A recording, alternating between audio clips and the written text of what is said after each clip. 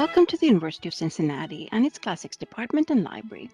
I'm Rebecca Lindau, the Classics Librarian. These virtual sessions are intended to guide you through the library research, and library resources. Finding your way in the library and its resources can be daunting, especially in your first year of graduate study. Even though we'll meet in person many times throughout your studies, I hope that these virtual sessions to introduce you to the library can be helpful. You can attend the sessions at your leisure and replay them as often as you need to, and pause at any time and pick them back up again later. The sessions will consist of a tour of the UC Classics Library, after which you will get a demonstration of UC Library catalogs, Interlibrary Loan, OhioLink, and WorldCat with Mike Bronlin from the Classics Library. Then Olga Hart, instructional librarian in the Langsam Main Library, will introduce you to research at UC, followed by Greek and Latin philology sources in print and online with me. Then we will look at some facsimiles of medieval manuscripts of ancient texts in print. And finally, Shannon Stewart from the Classics Library will demonstrate resources in archaeology.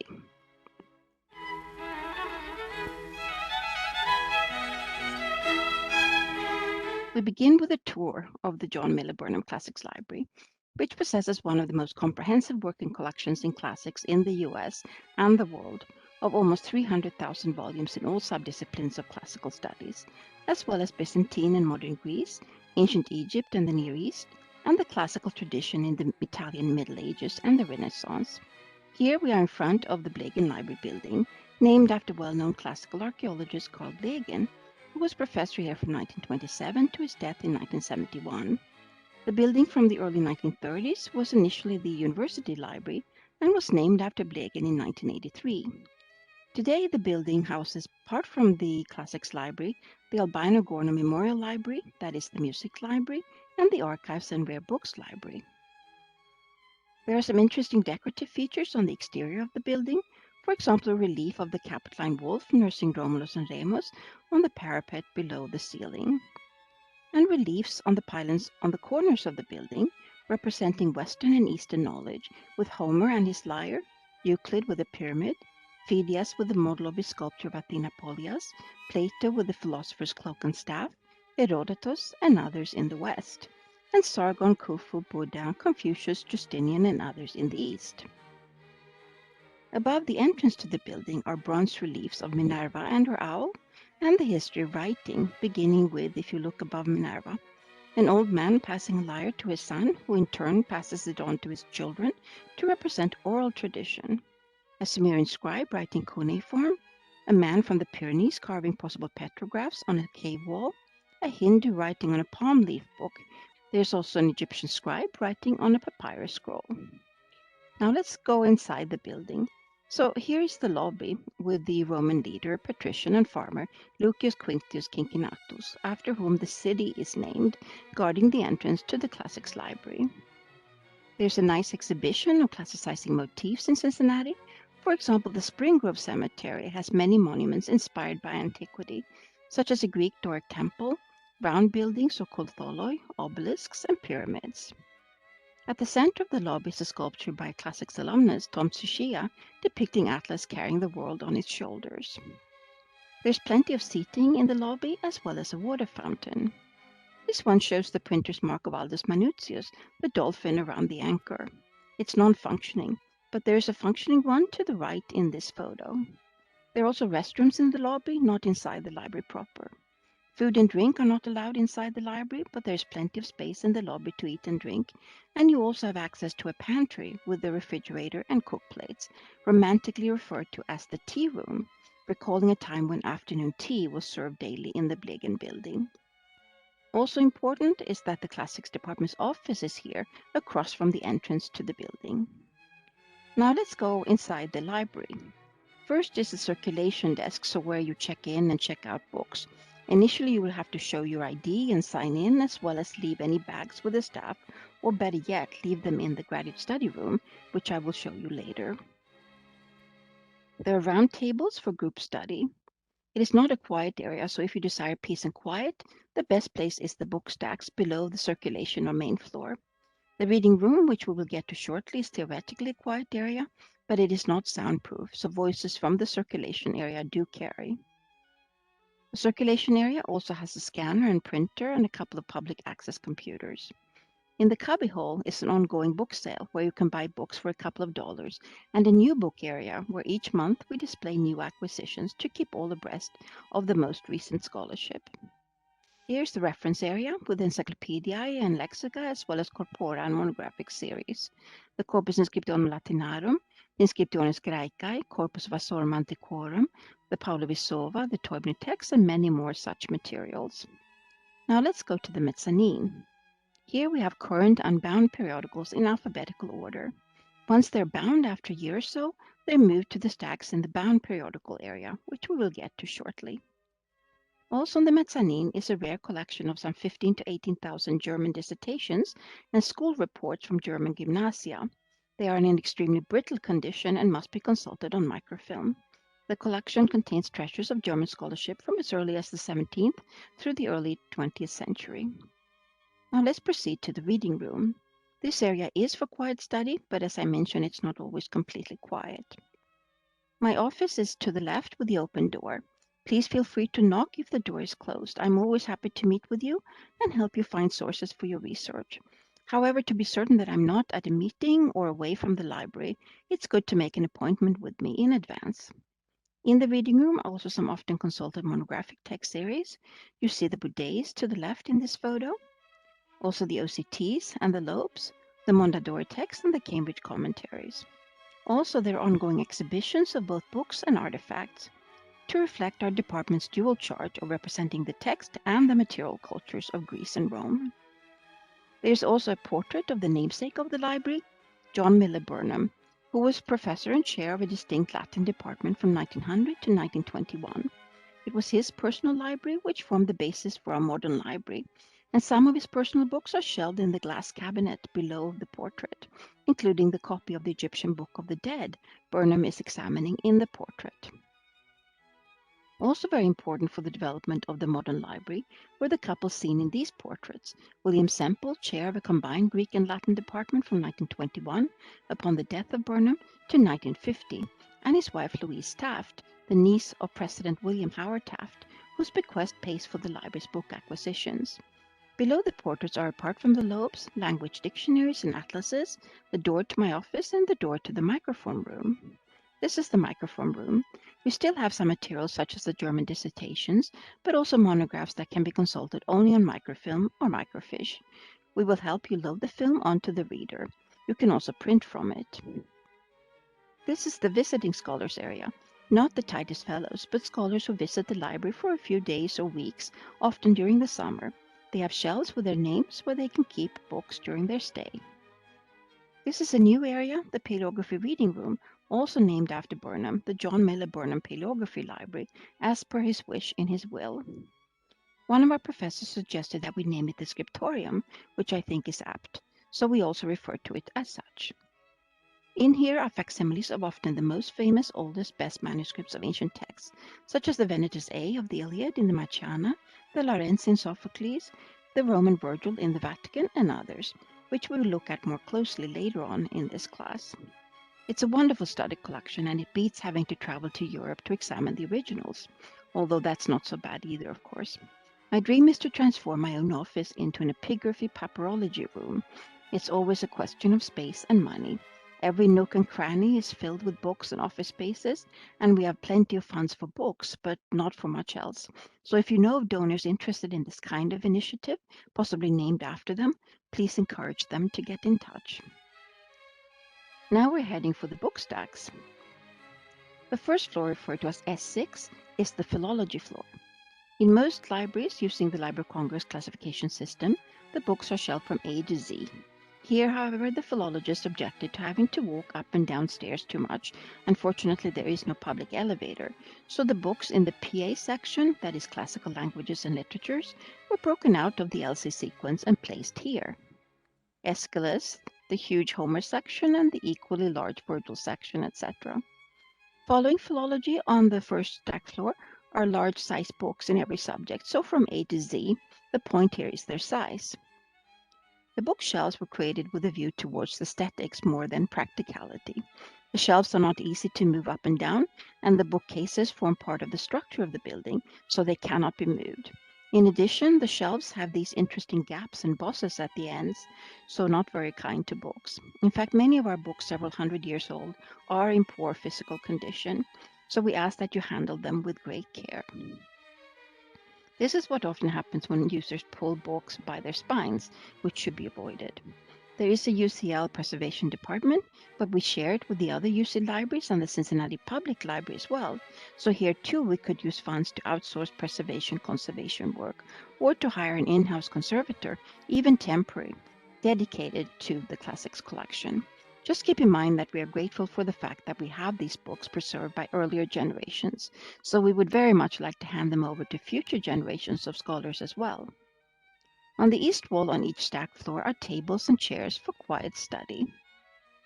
There are also iPads on each stacked floor to help you find the call numbers of the books in the library catalog, which Mike Bronin will show you later in this class. Here's a map cabinet with a map of Troy holding the signature of Wilhelm Dörpfeld, one of the original excavators of Troy. There are also several hundred unique Mediterranean army maps from World War I and World War II here. These maps have been digitized thanks to a commercial company to which we outsource the scanning for free. Next, we move to the second stack floor, referred to as S5, which contains the bound periodicals in all subjects. The journal collection is comprehensive. It includes also a rare collection of modern Greek journals, some of which we are currently in the process of digitizing. This is also the history floor. The Ds, DF for Greek history and DG for Roman history, were also taken out of the LC sequence and placed on this floor. The last floor, S4, holds all other subjects, so from A to Z minus the P's and D's, so religion, philosophy, law, art, science, medicine, etc. And huge books, which are referred to as elephants or elephant folios, with drawings and other illustrations of art and architecture, travels, excavations, etc. I believe this is our tallest book on the excavations of Olympia. This floor also holds the rare book and manuscript collections in classics. This area is for staff only. If there is an item you wish to consult, please ask the staff to retrieve it, and we will ask that you consult it in the circulation area. Even though we do not require you to wear gloves when handling most of this material, washing and drying your hands thoroughly before consultation is essential in order not to transfer oil or other substances to the books. There are a number of early books, including several in Conabla, such as Diodorus Siculus from 1496 and the Tacitus from 1497. And medieval manuscripts such as this Missal Choir book from the late 15th century, northern Italy, with an illumination. I came upon this codex when I was moving books and cleaning the shelves. It was not catalogued, and no one, including Mike Bronin, who's been with the library for 45 years, or my two living predecessors had seen it, which begs the question what other treasures might be hidden here. So if you come across books without call numbers, please let us know. There are also some interesting legal manuscripts from Venice from the 14th through the 17th century.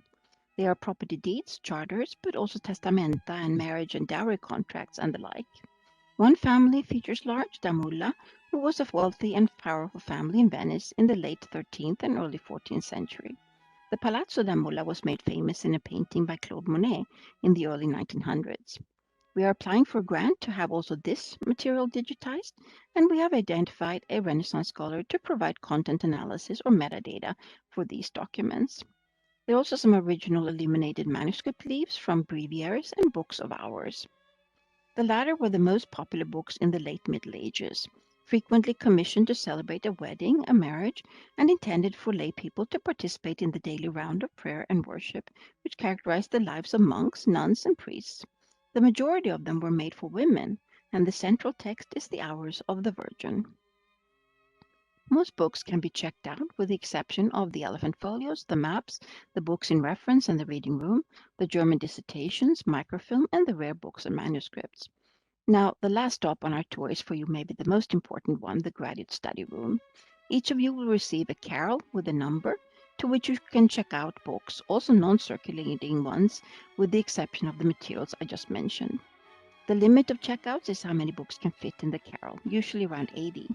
It is of utmost importance that you keep the books checked out in your own carrel so that the library staff can locate them easily when the items are requested by other users.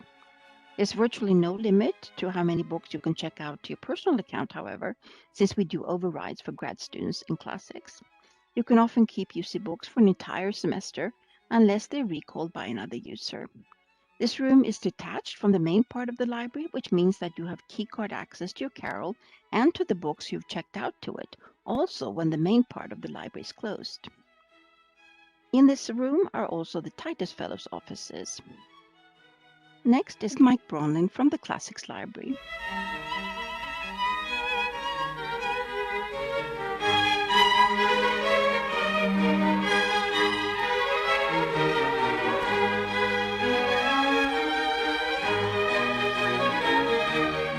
This section will show you how to search in our library catalog. Starting from our home page, choose Search for Materials under Find, Request, Borrow. To search the library catalog, do not use the default Summon page articles. For example, a keyword search of Pompeii in the Books tab produces over 1,200 results reflecting our actual holdings. This, however, will not produce articles within journals. But the same search in articles produces nearly 132,000 hits, most of which will not reflect our catalog holdings. For example, you'll find the Pompeii Italian restaurant in St. Petersburg, Florida. Begin your search from the Books tab. Choosing Advanced Catalog Search will give you a choice of search options. Keyword search looks for results anywhere in the catalog entry and can be helpful if you don't know the book's exact title, but you must choose wisely. You would not, for example, want to conduct a keyword search using the terms history and Rome. I just did and got 16,753 hits. Instead, choose less common words for your search. For example, a keyword search for memory and empire and republic and representation produces 5 results. To select the entry you want, click on it. Pay attention to the location, call number, and status fields. Available in the status field means the book is not checked out. Library use only indicates the book cannot be removed from the library. A date in the status field indicates the book is checked out. See the circulation staff for assistance in that case. The catalog lists materials owned by other UC libraries as well, so you must determine which library owns the book before checking our stacks.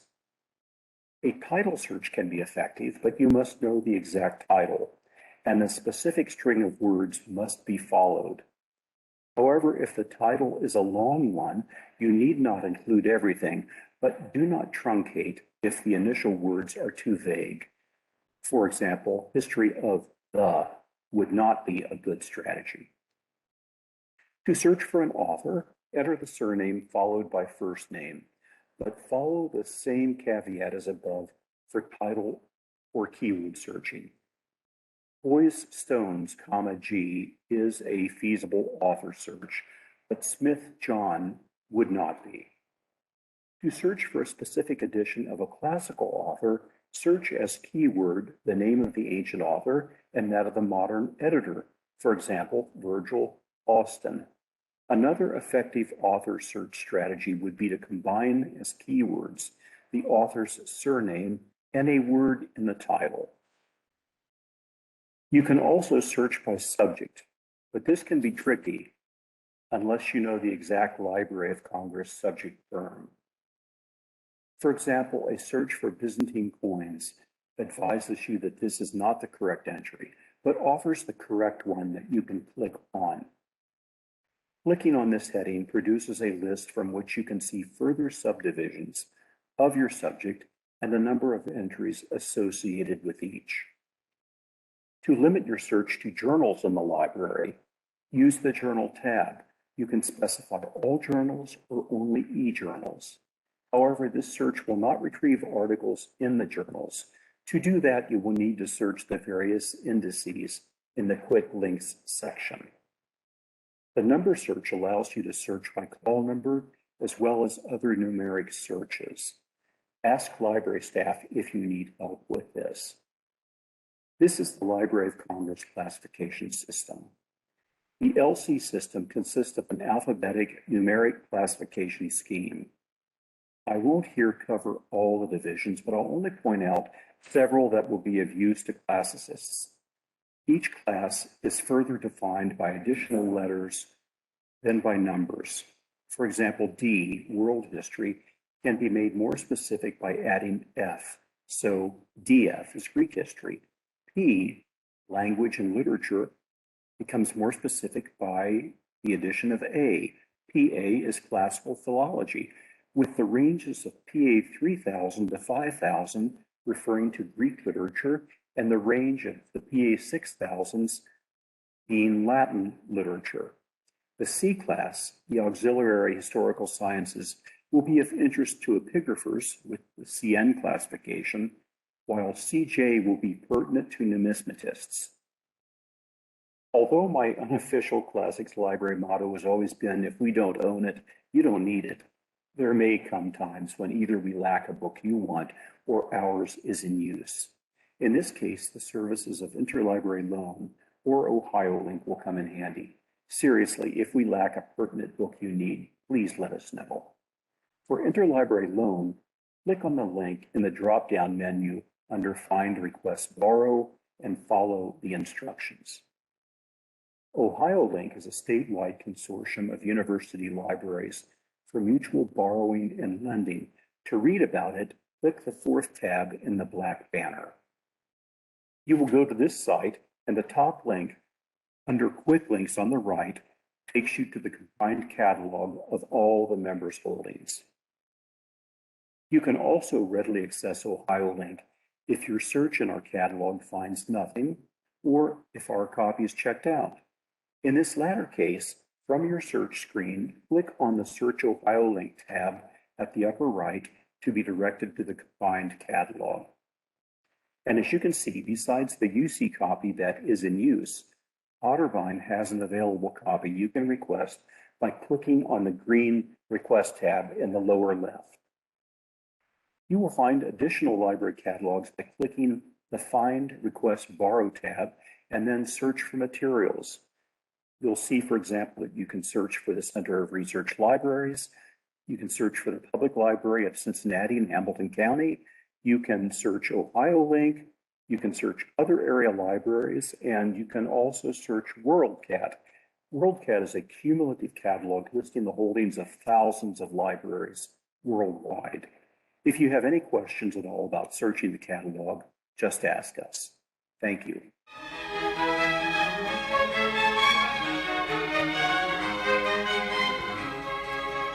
Hello, my name is Olga Hart. I'm a reference and instruction librarian. You're welcome to reach out to me with any questions beyond this course. This is what will be covered in this presentation.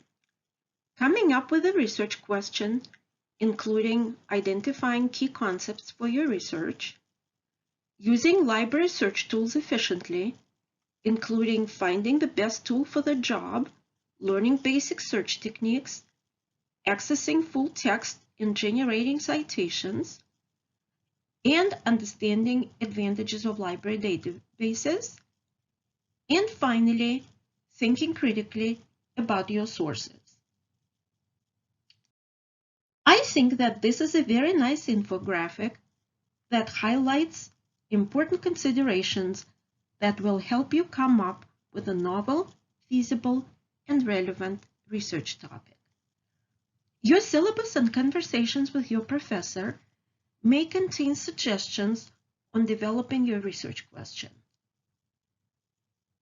Definitely don't hesitate to run your ideas by your professor.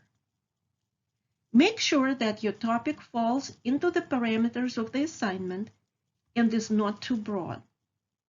Depending on how much you know about the topic, you may already have a specific question or a series of questions. This infographic gives examples on how you can narrow your topic. For example, are you interested in specific groups of people? What are issues surrounding this topic? Are you going to focus on a specific area or time period? The infographic suggests that you start by doing background research. The only thing I don't agree with is that you use Google for finding background information. I have better suggestions for you. Encyclopedias and bibliographies give a useful starting point for finding background information on your topic. They often list useful books and articles on the topic. Essential encyclopedias and many other useful sources are listed in the Classical Studies Research Guide. Summon, a library search engine that searches many but far from all library databases, is a good and user-friendly tool you can use for exploratory searching. In other words, getting a feel for the amount and type of literature you may find. The Summon search box is found on the library homepage and is likely to be embedded in many online guides and Canvas modules. Today we are going to use the library's homepage to access major groups of research tools. To use the Summon Basic Search, just type your terms in the box under the Articles tab. Alternatively, you can follow the link to the Advanced Search. Please note that in addition to articles, Summon finds many different types of resources, including books, dissertations, maps, images, and many other media. However, this does not mean that you can do a comprehensive search for your thesis or dissertation here. Due to technical limitations, Summon may not reach some important databases in your subject area. Using it for the first approach is a good idea, though. As you click on titles of promising sources, note which databases they come from. We'll talk later about advantages of using specific databases for precise searching. This is my initial research question. Was there a recognition of disability in ancient Greece? I may narrow it down further once I start learning more. Whether you type your search terms in the box or click on Advanced Search, you will be prompted to log in for access.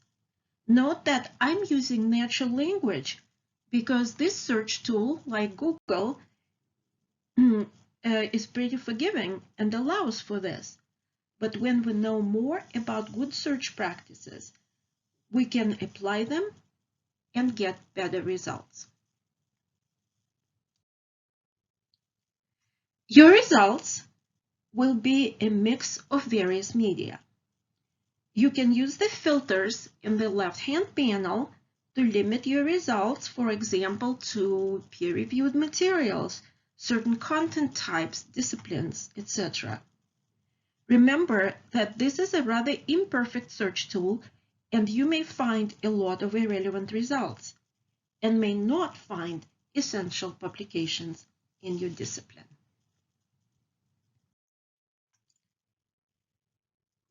Background materials may help you to familiarize yourself with the basics of the topic, find the names of people who are associated with the topic, find definitions of terms associated with the topic, find additional sources using the bibliography or references, and find keywords for further searches.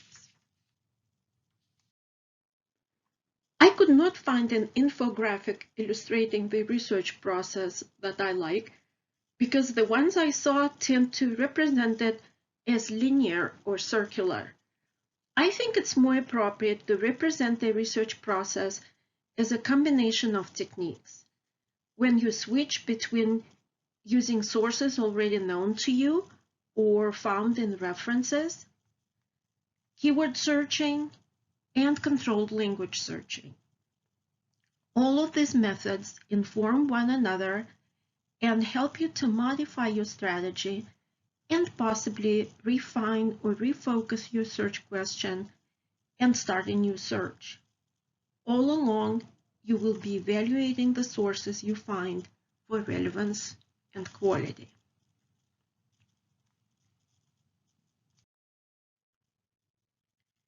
Successful searching has several prerequisites. You have to use the right keywords, the right search tool or tools, and know how to plug in your search terms into the tools. All of these are equally important. Keywords are critical because in order to get the right results, you need to put yourself into the mind of the author and figure out what words they used. The choice of words depends on whether the publication is popular or scholarly, when the author lived, and other factors. Make a list of keywords or phrases that describe the key concepts you need to research. You may be adding on to it as you learn more. Note words used in the sources you find. Let's identify keywords for our research question. Then we're going to think of synonyms and related terms. What other ways could authors use to describe the same concept? We may not know many of the synonyms, especially if they belong to professional jargon, but we're going to learn more once we start finding results and examining the language used in the articles we find.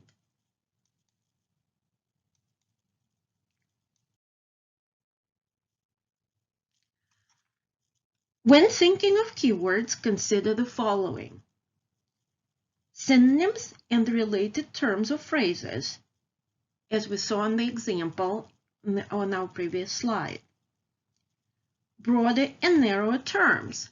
For example, disability is a broad term. A narrower term would be visual disability, or a more specific one, blindness. Alternative spellings, such as British versus American. Variations in terminology over time.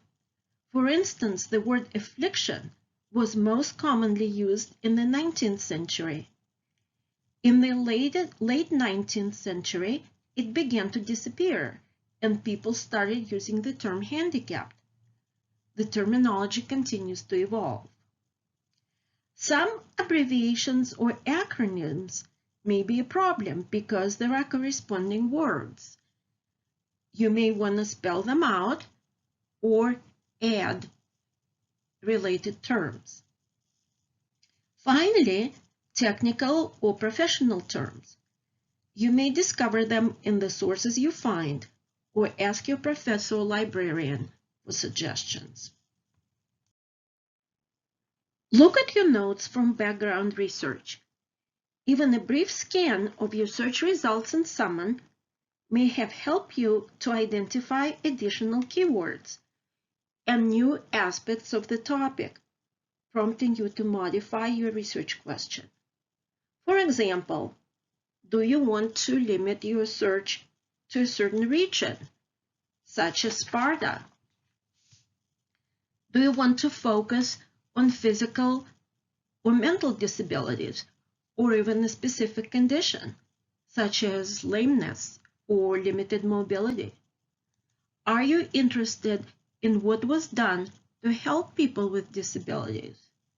Continue to look at relevant articles for additional references.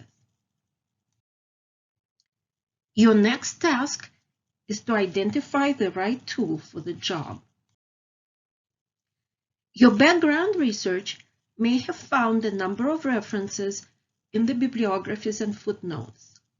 It is also possible that you have used an index, a list of publications. While some online indexes may include full text, many don't. In addition, you may have used the print index. Finding a known text, if you have a title or a partial title, is what Summon is very good for. I just pasted the title of an article I found in the bibliography, and here it is with a link to full text. It could also have been a title of a book chapter or conference paper. In this case, full text is available online. If the link full text online is not available or it doesn't work, there is another method I'm going to show you. Once again, not all article databases are discoverable with Summon, so you need to know how to locate articles. The most precise way to find an article is to locate the volume and issue of the journal where it was published. Not all journals are available online, so you may end up searching our print journals collection using the library catalog. But let's see if it's available online first. Note that sometimes in citations, journal titles may be abbreviated. You need to find out what the full title is. You can find the key to the abbreviations in the bibliographic database L'Année philologique. You need to identify a database that includes the volume you need. Most databases allow to browse content by volume and issue and search individual publications. Now that we know how to find a known source, let's talk about how we could go about researching a topic. We're going to explore the Databases tab on the library homepage. Please note that you do not type in your search terms in this box. You are really not searching across databases here. This is what Summon does. You are looking for databases that contain your terms, such as classics, in the title or description. You can also click Browse Databases and select your subject. We are going to demonstrate basic search techniques using Academic Search Complete, a general multidisciplinary database.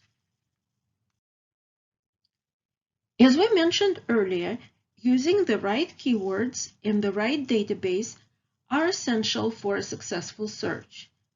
It is also important to know how to use a database effectively. There are certain rules you need to follow. Let's first try the strategy we used in Summon. We can, of course, drop words that are not meaningful. Summon, like Google, is a rather forgiving tool, and you don't need to be very skillful. Both Summon and Google will start with best matches in which all your terms will appear. Further down the list, there will be texts that have some of the words but not others. Consequently, many search results will have nothing to do with your research question. In databases, however, it is important to follow certain rules, because if you simply type in multiple terms in a single box, you are likely to get a response, "No matches found." This is because most databases treat multiple words entered in a single box as a phrase. That is, the database will search for them together and in this exact order. Let's see how we need to enter our search terms into a database. Most databases default to an advanced search option. If this is not the case, look for the advanced search link. Enter each term in a separate box. Of course, you can just type "and" between the terms to indicate that they need to be found somewhere in the record. But, as you will see, keeping terms for different concepts in separate boxes will make it easier to add synonyms and related terms. If you want several words to stay together and in a particular order, enclose them in quotation marks. Do not use too many limiters at the start. You can always add them later. As we just learned, quotation marks keep the words together, and connects keywords and finds them anywhere in the record. To add boxes, click on the plus sign. Typically, I would use more than 2 concepts to start with, but I know from earlier searching that my topic is unlikely to generate too many results. As a rule of thumb, start with 3 to 4 words, and if your first set of results has too many relevant articles, you will be adding terms to make your search more specific. By default, your keywords may appear in any field. This may result in a high number of results. If keywords appear in the title and abstract, the item is likely to be highly relevant. This, of course, relies on well-written, descriptive titles and abstracts. I am not specifying the field because I don't expect many results, but this is good to keep in mind. Now let's get our list of synonyms and related terms. We don't know what words authors of different works used, so we're going to try and find all possibilities. We're going to use the OR operator to connect synonyms and related terms. The asterisk symbol will help to find different forms of the word, because most databases don't automatically do so. Typing DISAB asterisk will find disabled, disability, and disabilities. This broadens your search. This symbol can also be used in Google searches. However, be careful with short words. If you put an asterisk after GREE, it will find anything that starts with these letters. So it's better to use OR to connect synonyms and related terms. The database will search for any of them. Academic Search Complete belongs to a family of databases that have a similar interface. Content may overlap, but most of them have a good amount of unique content. You can search multiple databases at a time. For my topic, I'm going to add Humanities International Complete and OmniFile Full Text Mega. Your professor and librarians will be happy to suggest databases for your search. You will typically see an increase in the number of results after adding databases. If you see a useful and relevant article among your results, click on the title. Looking at the record for the article may help you find synonyms and related terms. Some of them may already be on your worksheet, but some may belong to professional terminology and be useful additions to your research vocabulary. The abstract will allow you to determine if the article is relevant to your need. Subject headings are assigned words or phrases used in a database to describe concepts. We will talk about them next. Databases, including the library catalog, use subject headings to organize the content. To browse subject headings, look for subject, thesaurus, or tree in the database menu. Searching by subject may be a way to narrow down your focus and find most relevant results. Subject headings use consistent terminology. So in our example, articles which talk about handicapped or physically challenged people will be mapped to the subject heading term people with disabilities. They have a tree structure. This means that some terms will have other narrow terms under them. The subject heading chosen for a publication reflects what the article focuses on. An article may be given multiple subject headings. Since subject headings are the way a database or catalog defines a topic, searching by subject can be a more precise way to find the information you're looking for. It is not easy to guess which subject headings are used in a given database. If you already know some good papers in your area, look them up in a database and see what subject headings have been applied. Alternatively, you can start with a keyword search, as we did, and see what subject headings are used in relevant publications. As we mentioned earlier, it is very important to use the right tool. Specialized databases allow you to locate in-depth, discipline-specific research literature. Humanities International Complete, included in our search, is an example of a subject-specific database. You can find major classics databases in the library's databases list or in the Classic Studies Guide. L'année philologique is an essential bibliographic resource for all classical studies. You will get a closer introduction to it in another video. I hope that the graphic of the research process I shared with you earlier makes more sense to you at this point. Now that you understand the pros and cons of keyword and subject searching, you see that the results of applying either of the strategies inform each other. Comprehensive searches usually use a combination of both keywords and subject headings. And of course, as you find sources, you constantly evaluate them. What do I mean by evaluating? Here are the things to think about. Relevance. Does the information relate to your topic or answer your question? Is the information at an appropriate level, not too elementary or advanced for your needs? Is this the right type of source? For example, if it's a popular source, you might try to find a scholarly source. Does it need to be complemented by a primary source?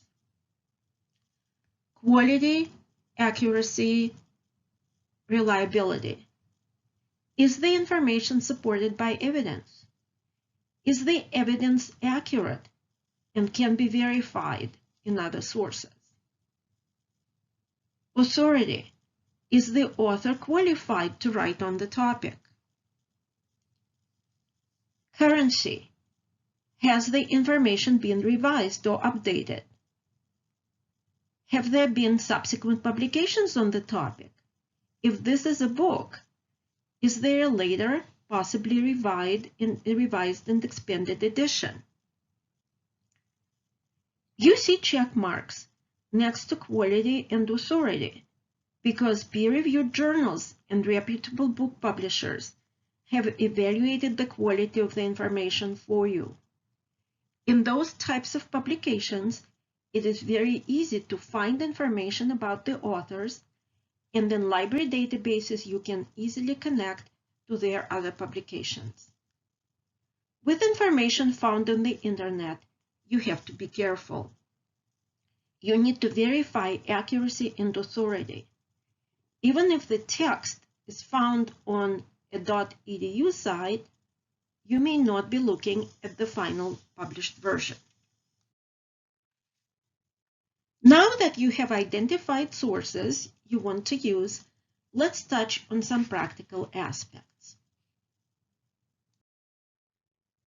Let's see how you will go about accessing full text of the article. HTML full text is just text on a web page. If the article has images, charts, and other features, they may be placed at the bottom, but typically there are just placeholders for them. PDF full text is a scanned copy of the article the way it was originally published.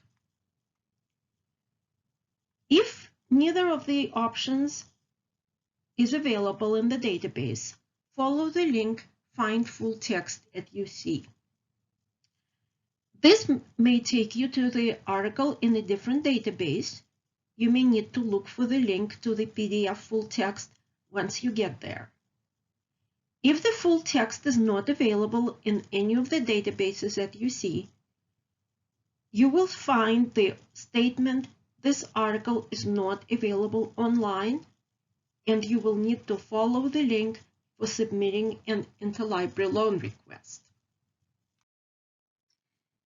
Every source you use in your paper or presentation needs to be cited. Databases have citation formatters that make this task much easier for you. To find the tools for citing the article and performing other tasks, in your results list, click the article title link to get to the record screen and look for the tools. Clicking the Cite link will bring up an alphabetical list of available citation formats. Scroll down to the one required for your assignment. In this example, we are using the Chicago style, but please check with your professor or publisher which style you should be using. Some database formatters are better than others. Be sure to check the results for formatting, spelling, capitalization, punctuation, and the required elements for the citation style you are using.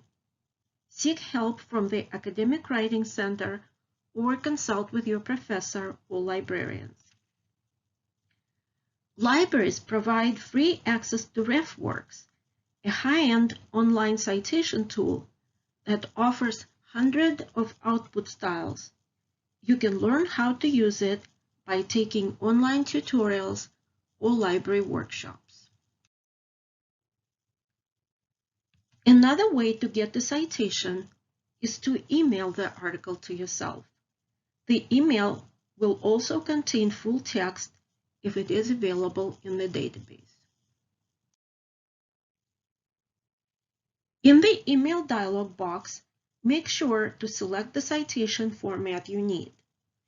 If HTML text is available, in the email it will follow the citation in the body of the message, and PDF full text will be sent as an attachment if applicable. I hope that you have seen a number of advantages of using library databases versus Google. They offer sources appropriate for college-level research. Sources have been evaluated for accuracy and credibility. Database search features promise more focused and relevant results. You can be sure that you are accessing the final published version of texts or data. The content is free, thanks to library subscriptions. Databases may include additional features, such as citation formatters, search alerts, etc.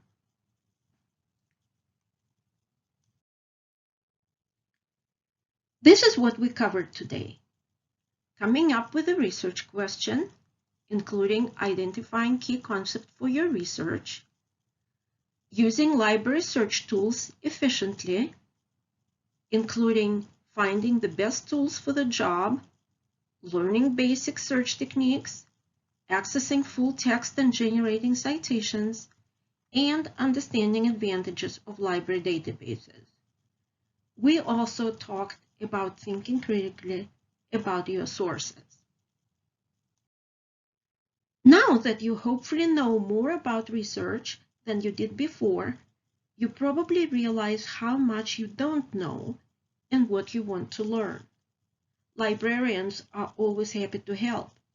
Reach out to librarians at the Classics Library for discipline-specific questions. I will be happy to respond to any questions or refer you to my colleagues with expertise in other areas. Thank you. Here are the image credits. I hope to hear from you.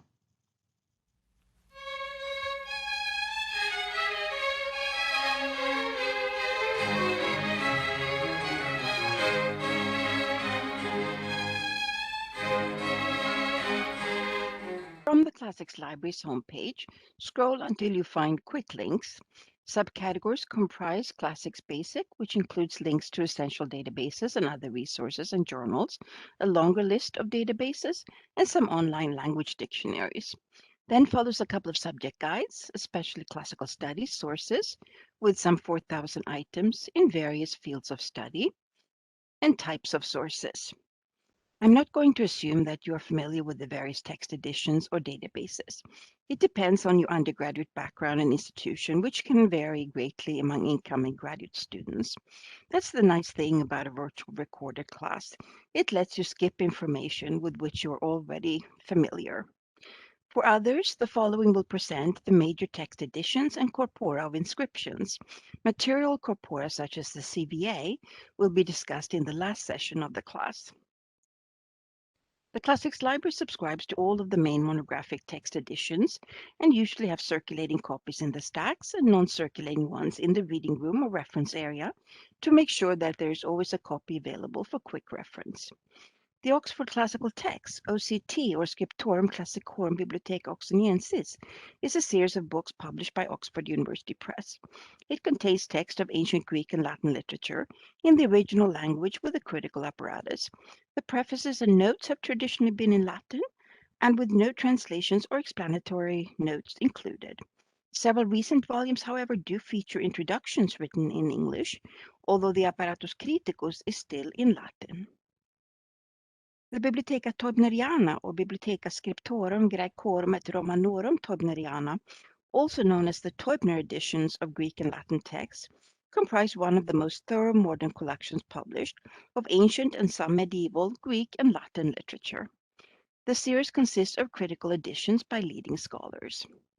They now come with a full critical apparatus on each page, although during the 19th century there were editiones minores published either without critical apparatuses or with abbreviated textual appendices, and editiones mayores published with a full apparatus just like today. Let's briefly look at the publishing history of the Teubner editions. They began to appear in 1849. They were originally introduced to fill the need for low-priced but high-quality editions and were the inspiration for the Loeb Classical Library series, also its more or less pocket-sized format. During the period between the end of World War II and German reunification, the publishing house of Teubner split into two, one in Leipzig and another in Stuttgart, so East and West Germany. Both offer the Teubner volumes. After the reunification of Germany, the publishing houses became one with headquarters in Wiesbaden. In 1999, their classical studies titles, including the Bibliotheca Teubneriana, were sold to K.G. Sauer, a publisher based in Munich. And then in 2006, the publishing house of Walter de Gruyter acquired K.G. Sauer, including the Teubner texts. The Loeb Classical Library LCL, or the Loebs, named after its founder James Loeb, is a series of books originally published by Heinemann in London, today by Harvard University Press, which presents works of ancient Greek and Latin literature designed to make the text accessible to a general audience by presenting the original Greek or Latin text on each left-hand page and a fairly literal translation on the facing page, and in their distinctive green for Greek text and red for Latin hardcover bindings. The earliest translations have been revised several times, and even though recent editions have improved significantly, it is important to keep in mind that they are directed at a general audience, also non-classicists. So the critical apparatus is still rather minimal, and because the goal of the translations is to be more or less literal, the translations sometimes lose in terms of nuances and connotations that do not translate well from Greek and Latin into the English language. James Loeb, in some of the earliest Loeb texts from 1912, lays out his goal with the series to fit a gentleman's pocket, as he writes.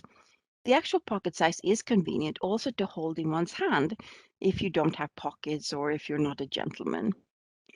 In 2001, Harvard University Press began issuing a second series of books with a similar format, the Tati Renaissance Library, with key Renaissance works in Latin with a facing English translation. It is bound similarly to the Loeb Classics, but in a larger format and with blue covers. The Classics Library has many of these volumes, especially those that deal with the classical tradition of text. A third series, the Barton Oakes Medieval Library, was introduced in 2010, covering works in Byzantine Greek, Medieval Latin, and Old English. Volumes have the same format as the Tati series, but with a brown cover. Here too, the Classics Library has quite a few of the volumes, especially the Byzantine Greek ones. Other individual titles are owned by the UC Langsam and DAP libraries. In 2014, the Loeb Classical Library Foundation and Harvard University Press launched the digital Loeb Classical Library, which we will examine later in this class. The Collection Boudet, or the Collection des Universités de France, is a collection of Greek and Latin literature up to the middle of the 6th century pre-Justinian. It is published by Les Belles Lettres and is sponsored by the Association Guillaume Boudet. Each title of the series includes an introduction, notes, and a critical apparatus, as well as a facing page of French translations comparable to the LCL, but with considerably more detailed introductions, apparatus, and critical or explanatory annotations. Some titles even comprise full-scale commentaries. The Boudets also have authors and works not yet in the Loeb series, so if you need a translation and it's not in the Loebs, the Boudets are a great backup. The Greek authors in the series are recognized by yellow cover with Athena's owl, the Latin ones by red or dark orange color featuring the Capitoline wolf. The first Boudet volume, Plato's Hippias Minor, was published in 1920. Soon afterwards, the first Latin work of the series, Lucretius de Rerum Natura. More than 800 volumes of the series have been published, with around 430 Greek volumes and around 370 Latin ones. Compare that to the LCL series, with around 600 plus volumes to date. Both pagan authors and church fathers are included, although for the latter, the Sources Chrétiennes series, the Édition du Cerf, Paris, comprising both Greek and Latin authors, are more complete. The Classics Library owns many of those volumes as well. There are many other series, such as the Italian Mondadori text in the reading room, also with a critical apparatus and a facing Italian translation, and a modern Greek text series, a Spanish one, etc. With regards to commentaries, the library subscribes to the Cambridge Classical Texts and Commentaries located in the reading room, and we subscribe to a number of companion series as well, such as the Oxford Handbooks, the Brill Companions, the Cambridge Companions, the Wiley-Blackwell Companions, both in print and online, and others. The Corpus Inscriptionum Latinarum, the CIL, comprehensively collects Latin inscriptions from all corners of the Roman Empire, organizing them geographically and systematically. So-called documentary texts, as opposed to literary, in the form of public and personal inscriptions, are equally important for our understanding of all aspects of Roman life and history, and often reflect the lives of ordinary people as opposed to those of only military leaders or emperors. The corpus continues to be updated in new editions and supplements. There are a number of editions, Editio Major, Editio Minor, Tertia, with multiple revisions, supplements, parts, and fascicles. The descriptions include images of the original inscription, if available, drawings showing the letters in their original size and position, and an interpretation reconstructing abbreviations and missing words, along with discussions of issues and problems. Historically, in 1847, a committee was created in Berlin with the aim of publishing an organized collection of Latin inscriptions, which had previously been described individually in various works. The leading figure of this committee was Theodor Mommsen, who also wrote several of the volumes covering Italy. Much of the work involved in-person inspections of sites and monuments in order to replicate the original as closely as possible. The first volume appeared in 1853. The CIL presently consists of 17 volumes in about 70 parts, with approximately 180,000 inscriptions. 13 supplementary volumes have plates and special indices. The first volume, in 2 sections, covered the oldest inscriptions to the end of the Roman Republic, the death of Julius Caesar. Volumes 2 to 14 are divided geographically according to the regions where the inscriptions were found. So Spain, Asia Minor, Pompeii, Herculaneum, Gallia Cisalpina, Britain, Africa, southern Italy, Sicily, Sardinia, Etruria, Umbria, Gallia, and Germania. The other volumes cover other topics. Volume 15, for example, tools and objects for domestic use. Volume 16, military diplomas, and 17, miliaria, milestones. A volume 18 is planned, which will contain the Carmina Latina Epigraphica, Latin verse inscriptions. A helpful two-volume index of numbers correlating inscription numbers with volume numbers was published in 2003. Several of the volumes of the CIL were scanned through a cooperative effort of the American Academy in Rome, the French School, and the German Institute in Rome, and are available through the Arachne site of the University of Cologne. Unfortunately, at that time, and the outsourcing of the digitization produced a most haphazard OCR, so searching the volumes is hit and miss, but at least you can read the inscriptions that were out of copyright when the scanning was performed. The Inscriptiones Graecae, IG, was begun by the Prussian Academy of Science and today continued by the Berlin-Brandenburgische Akademie der Wissenschaften, so the same body as is in charge of the CIL. Its aim is to collect and publish all known ancient inscriptions from the mainland and islands of Greece. The project was designed as a continuation of the Corpus Inscriptionum Graecarum, Corpus of Greek Inscriptions, abbreviated CIG, published by August Buck between 1825 and 1860, and as a parallel to the Corpus Inscriptionum Latinarum founded by Theodor Mommsen in 1847. From 1860 to 1902, it was directed by Adolf Kirchhoff, from 1902 to 1931 by Ulrich von Wilhelmovitz-Möllendorf. So far, 49 fascicles have been published, some of them in several editions, again with the Dito Meyer and Minor. The Berlin Academy maintains a collection of squeezes of Greek inscriptions. The project is currently directed by Peter Funke. The inscriptions were published in Latin without translation, but German translations for all volumes since 2012 are available on the IG website. The first few volumes cover Attica, subsequent volumes some of the islands outside of Attica, and then the Peloponnese, the Ionian Islands, Thessaly, Macedonia, Delos, the Aegean Islands, the Cycladic Islands, Magna Graecia, etc. The subject guide I mentioned, Classical Study Sources, has both an index to the various volumes and links to full text volumes. The Berlin Academy has scanned most of them. Also, UC Professor Peter van Minnen has created checklists for Greek and Latin inscriptions, also available from the subject guide under Fields of Study, Greek and Latin epigraphy.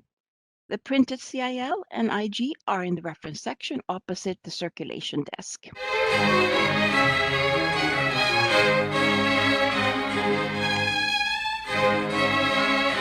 Classical studies is unique in having bibliographies covering scholarship from the earliest days of printing until today's L'année philologique.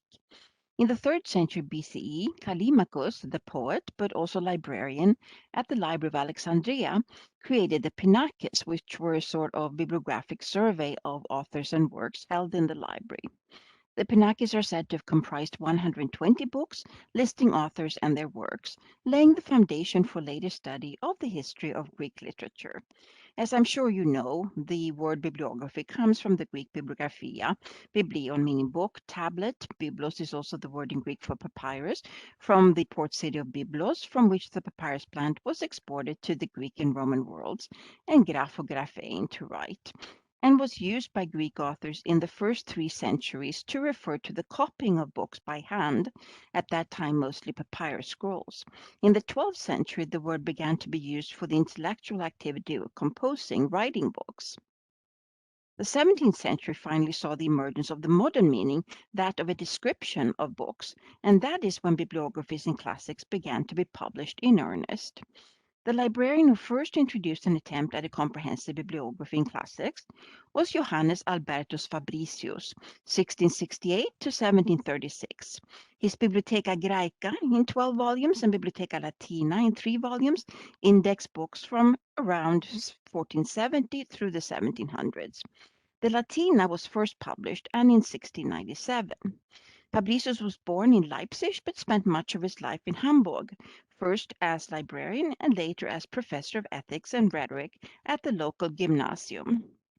In those days, the bibliographies looked somewhat different from today, more in the school of Leipzig than the recent Paris counterparts.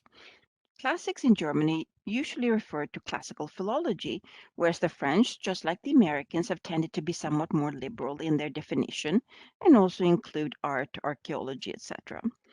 To the German bibliographers, all scholarship would fall under the names of authors and titles. So Tacitus was not chiefly historian, but a Latin author, and his works were studied more for their literary and textual qualities than for their historic details. The typical German bibliography, such as those of Fabricius, begins with authors and text editions, translations, versiones, and catalecta, opera minora, and cantones, popular in late antiquity, where authors would take verses from Virgil and assemble them into a literary patchwork to form a new poem, for example, Proba Falconia's Cento Virgilianus de Laudibus Christi. Another early bibliography was Franz Ludwig Anton Schweiger's 1803 to 1872 Handbuch der klassischen Bibliographie, also covering the beginning of printing to around 1820-1830. This is also a typical Leipzig publication whose organization is similar. Authors, text editions, Übersetzungen, translations, Erläuterungsschriften, commentaries, ältere Erklärer, and cantones. A third bibliography, which covers some of the same years, but also fills in gaps in Schweiger and Fabricius, is Wilhelm Engelmann's 1808 to 1878 Bibliotheca Scriptorum Classicorum. This was later edited by Emil Preuss, which is why it is usually referred to as the Engelmann-Preuss. Engelmann was a bookseller and later printer-publisher. In fact, his bibliography was published by his own printing press in 1853, also in Leipzig. It covers the years 1700 to 1878 and is divided into authors and titles and editions and translations. Now we are at 1878 when we find Rudolf Klussmann's 1846 to 1925 Bibliotheca Scriptorum Classicorum et Graecorum et Latinorum, covering 1878 to 1896. Just like the other Leipzig editions, the organization is virtually identical to that of Engelmann-Preuss, Schweiger, and Fabricius. The next bibliography, however, is a French title with quite a different organization. Now we're beginning to discern what later came to be. Scarlett Lambrinos, 1891 to 1964, Bibliographie de l'Antiquité classique, covers the years 1896 to 1914. Lambrino was a Romanian living in Portugal and a professor of classics at the University of Lisbon, so no more German booksellers or printers or librarians. It looks very similar to the Année, with journal abbreviations, authors and texts, and subjects for the first time. A contemporary of Lambrinos, in fact they both died in 1964, was Jules Marusseau, 1878 to 1964, the man who founded l'Année philologique. He was a professor of Latin at the Sorbonne. He also edited one of the predecessors to the Année, des Années de la Bibliographie classique, covering the 10 years prior to the Année, that is 1914 to 1924. And just like the other two Parisian Belles Lettres publications, the organization very much resembles that of the current index, with abbreviations, authors, texts, and subject categories, realia, matière, et discipline, such as archaeology, divided into Roman, Greek, Christian, and Byzantine, history, Greek, Roman, social, regional, religious, prehistory, and philosophy, religion, law, etc. This brings us to the contemporary bibliography in classical studies, l'Année philologique. This contemporary index was first published in 1928 and covered the year 1927. And a second volume was published that same year, covering the years 1924 to 1926. This means that the coverage of the index goes back to 1924. The print Année lags behind 3 years. The online version tends to be more recent. Looking at these later tomes, maybe you will appreciate why we sometimes have difficulty keeping up with acquisitions. It used to be much simpler. There's no longer only one editor, but a team of international scholars under French leadership to cover the numerous contemporary publications. For more current bibliographic information in classics, it is recommended that you consult Gnomon, whose Bibliographische Beilage appears 8 times a year. The organization of Lambrino and Marusseau's des Années continues in l'Année philologique. A table of contents followed by abbreviations of journals, monographic series, and multi-volume sets indexed in each volume. Then follows the citation part, beginning with authors and texts, editions, and criticism. Then subject categories, linguistics, archaeology, epigraphy, history, etc. followed by indexes to the volumes. This well illustrates both the progression of indexing and how substantive this has become that it even needs extensive indexes to the index. Ancient Name Index, Geographic Index, Modern Name Index, and Modern Author Index. In 2002, the ANE went online with the next to incomprehensible search interface unless you were familiar with the print version. Just like the Incunabula imitated manuscripts, the online index imitated the print version. Ancient authors, modern authors, and subjects and disciplines constituted separate search fields, which you still can search using the advanced search option. In addition, if you were familiar with the print version, you would have known to search the ancient authors by their classical Latin name. That is, if you tried to search on Livy, you came up with 0 hits. Even Livius with a V resulted in nothing. Livius with a U, on the other hand, retrieved more than 1,000 hits because of the absence of V in classical Latin. You could not use Aristotle or even Aristoteles, rather Aristoteles Tigerites, which you would have known from the printed index. There was a full text option of sorts, but there was no cross-referencing or uniform titles or author names in that option, so you had to search on each author name form used in books and articles in the different languages in which they were written, so Tacito in Italian, Tacite in French, etc. It was also a challenge to try to figure out whether you were looking at a book chapter or a journal article or something else. Now we're fostering a new generation of classicists who may not be familiar with the print version, nor with the online version either for that matter, but one that may choose to search Google or other search engines instead. Naturally, you will not be able to assemble a comprehensive or even near to comprehensive bibliography that way. Using subject bibliographies is still the way to do it. Luckily for us, Prepos took over the online product a couple of years ago, and now the interface and search commands are almost completely self-explanatory. Very simply, let's search pandemic or plague. The Boolean operator or because we want to make sure that we capture all entries with the words pandemic and plague somewhere in the title or note fields. Had we written pandemic and plague, the title or note would have had to contain both terms, which would have limited our search. As you can see, our search retrieved 156 hits. The first entry is naming the plague in Homer, Sophocles, and Thucydides.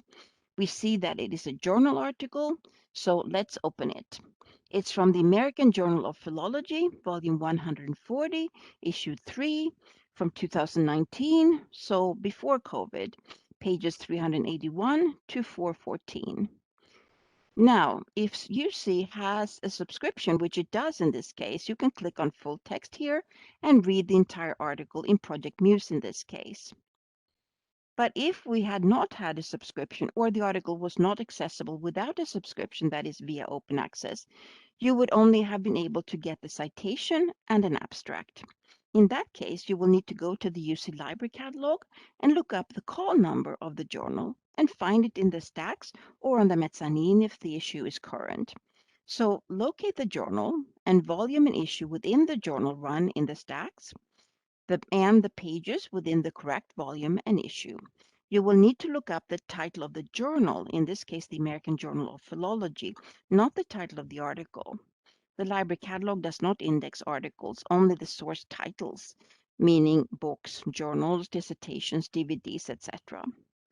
You can also click on Cite this record or Cite this item and choose a citation style.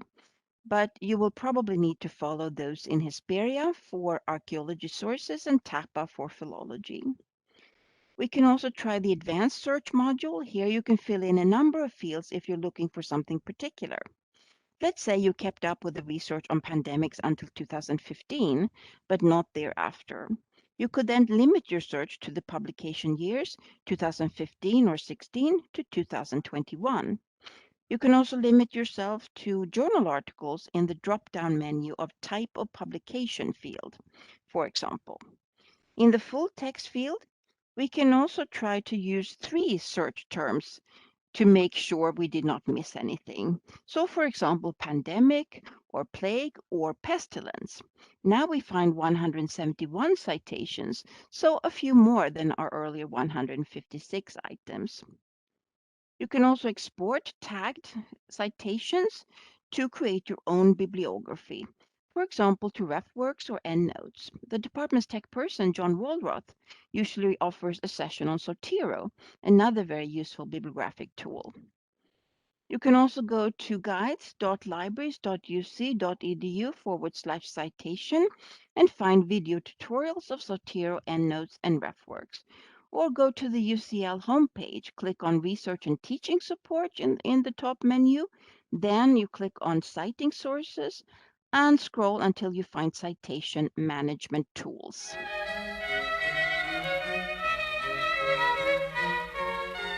Next, we'll look at Itinera Electronica. If you click, for example, on Virgil, you will see listed his works, the Aeneid, the Bucolics or Eclogues, and the Georgics, followed by the Virgilian appendix. If you click, for example, on the Aeneid, Book 1, you will see a series of hyperlinks, such as the text, reading, list of vocabulary, reversed index, in frequency of usage, etc. If you click on vocabulary lists, you will see a list of words in the Aeneid. And if you click on frequency of usage, number ranges show the number of times various words appear and their context if you click on them. Here are words that appear 10 times in Book 1 of the Aeneid. If you click on the first word in the Aeneid, Book 1, Arma, by the way, all the words in the text are hyperlinked and searchable. The different contexts where this word appears are displayed. The tilde sign indicates the beginning of a line. Click on any of the lines with the word Arma and the larger paragraph is given with the French translation. The arrows to the left and right allows you to go forward and backward in the text. At the top on the left, access is given to the vocabulary list. At the bottom of the page are links to other modules of the hypertext itinerary. Lecture, reading. This module allows you to read the work in Latin and French from start to finish from an edition by Jacques Bousset of the Catholic University of Leuven, along with his commentary. You can also search on word forms under Dictionnaire de Formes, where your choices are in alphabetical order of forms. You will see a list of words with their occurrences and in how many works. To click on Arma will take too long. There's simply too many occurrences and works. So instead, let's click on Armamenta with 20 occurrences in 19 works. You can also search on exact form. Here I'm searching on the exact word Genetrix and find an instance in Catullus. So I want to see the context of the poem containing this word. Under searches, recherche, you can focus or limit your search by filling out the fields listed, vocabulary, word forms, initial letters, etc.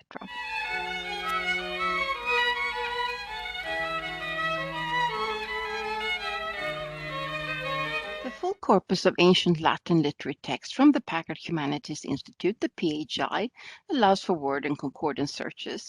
The search engine looks for sequences of letters rather than words. The example the PHI gives is if you search for ros, you will find not only all the inflected forms of rosa, but also all words which include the letter somewhere in the beginning, middle, or end of words. So ros, aigros, libros, scelerosum, prospero, etc. In order to eliminate syllables or words you don't want, you use a hashtag. If you search for hashtag ROS, you will find words and forms beginning with rosso, rosa, rostrum, etc., but not libros, viros, or probrosos. If you use hashtag ROS hashtags on both sides of the stem, you will find only the stem ROS. The search is not case sensitive, nor does it distinguish I from J or U from V. Here I'm searching on Arma without hashtags and get, as you can see, pharmacopolam and dermatum. So instead I use hashtags around the word and get only instances of Arma. Here I'm conducting a search on terra or mare using the Boolean operator for or, which in the PHI is a vertical bar, and with hashtags for greater precision. The Boolean operator and is represented by an ampersand in the PHI. So in that case, I would write terra ampersand mare. Here I'm conducting the same search, but as a concordance instead of a word search, which displays the information in this horizontal manner. Again, you can click on our search word to read the fuller text. The default is the full corpus, not individual authors. So if you want to limit your search to an individual author, such as Virgil and Arma, not declined forms, you do so by putting the author abbreviation within square brackets before the word. You get the author abbreviation by simply start typing and it comes up. Here I'm putting hashtags around Arma for greater precision. Next, I'm limiting myself to Virgil and to the Aeneid by writing the abbreviation for Virgil in the PHI, so VERG, Verg, in square brackets, followed by a colon after the author.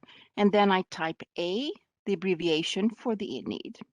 You can look up abbreviations in the canon of Latin authors, but if you simply start typing, the search window will supply the correct abbreviation.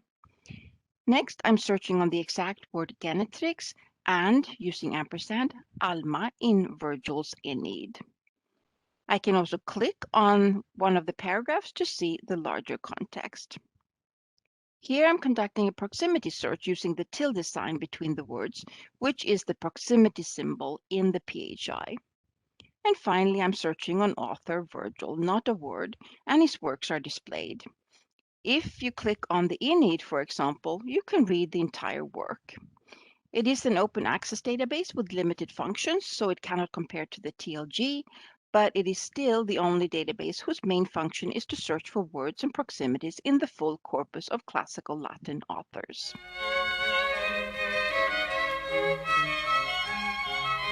The Thesaurus Lingua Latinae, TLL, is a multi-volume Latin dictionary covering the origin of the language to Isidore Seville, who died in 636.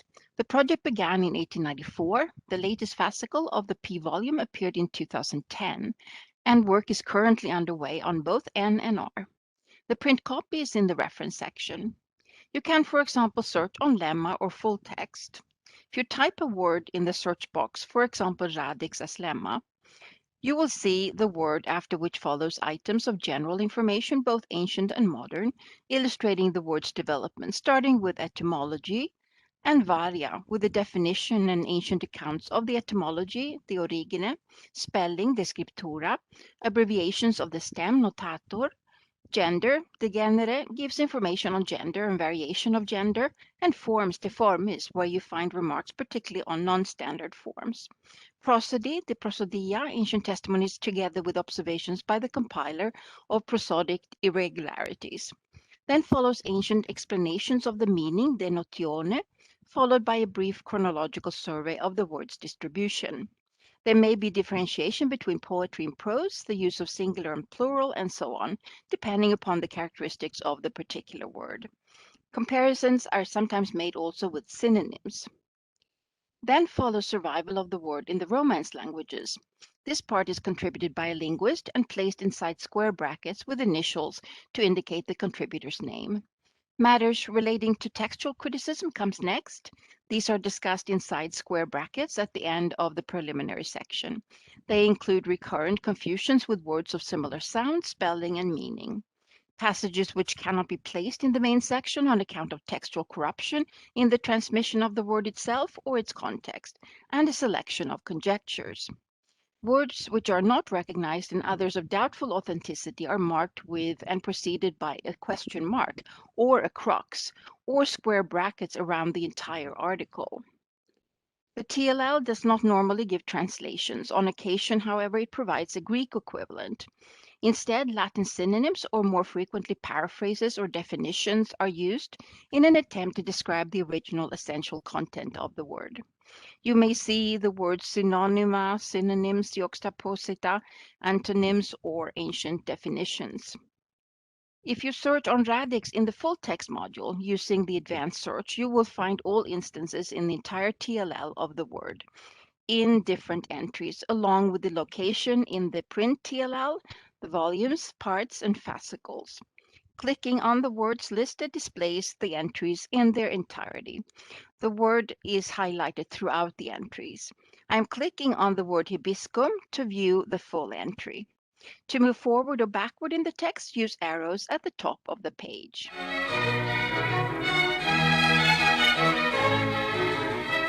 In Tesserae, you can compare authors and texts in order to examine intertextual relationships. The example used in the database is Virgil and the Aeneid and Lucan and Bellum Civile. If you click search, you will see a line-by-line comparison of various similarities with regards to similar words and phrases used.